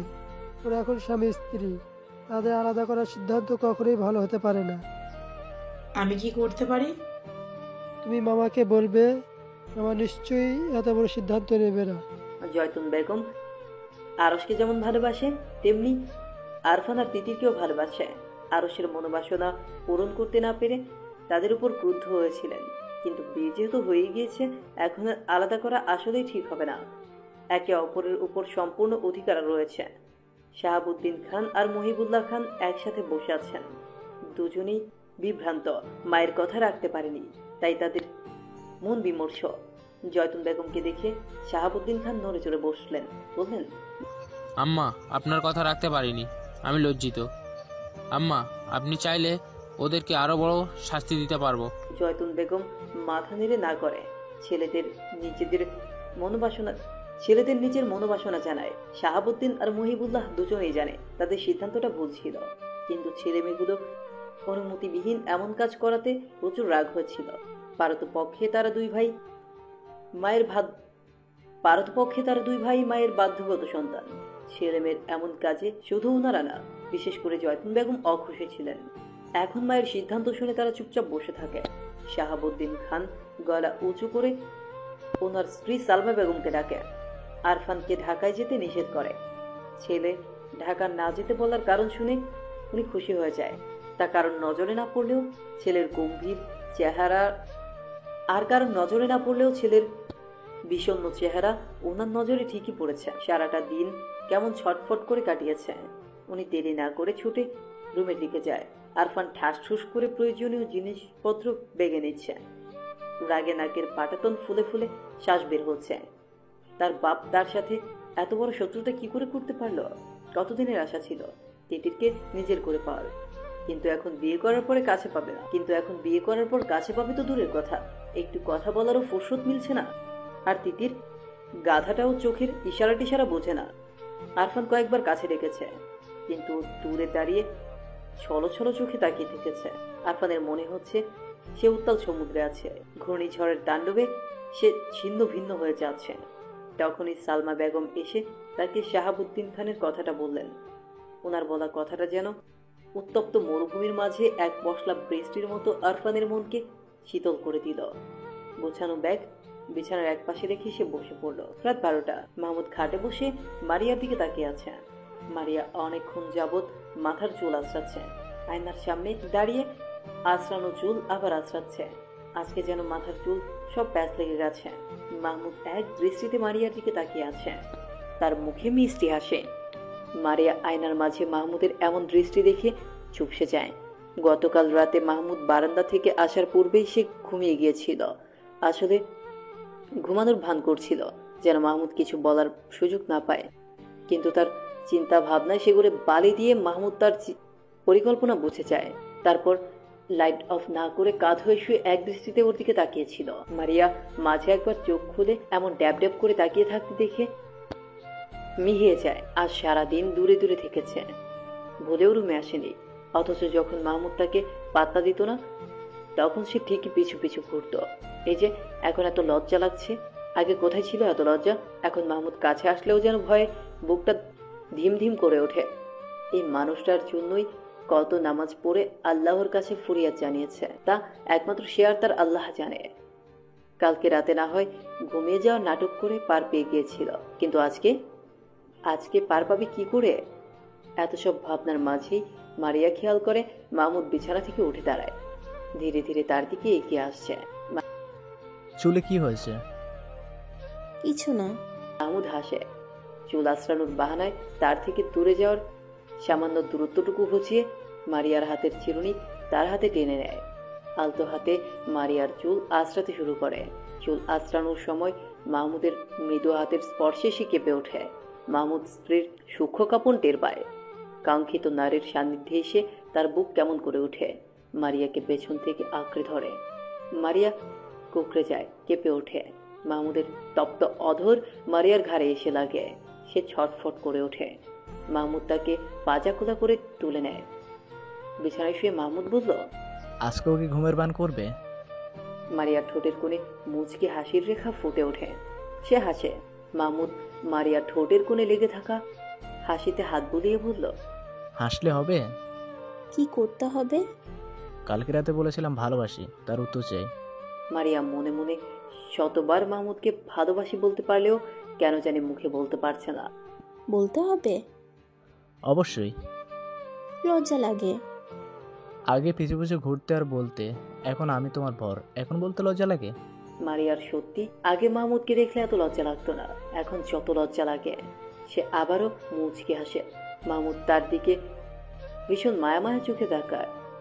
বলো না, বলো। এত মায়াবী আবদার ফেরানো যায়? মারিয়া পারল না। সে মুগ্ধ চোখে মাহমুদের দিকে তাকিয়ে থাকে। মাহমুদ মারিয়ার চোখে চোখ রেখে বলল, আগে তো ভালোবাসি ভালোবাসি বলে পাগল করে ফেলতে, এখনো তো লজ্জা পাচ্ছ কেন? জানি না। লজ্জাবতী বউকে দেখতে ভালোই লাগছে, কিন্তু ওই কথাটা বলতেই হবে। মারিয়ার এত সুখ লাগছে, সে অতি সুখে সুখে হাসে হাসে হাত বাড়িয়ে সামান্য দূরে থাকা মাহমুদের গলা আঁকড়ে ধরে ফিসফিস করে বলল, ভালোবাসি আমার সুপুরুষ। মাহমুদ মুগ্ধ চোখে হাসে। আদরের ছোঁয়া দেয় তার প্রিয়তমার কপালে।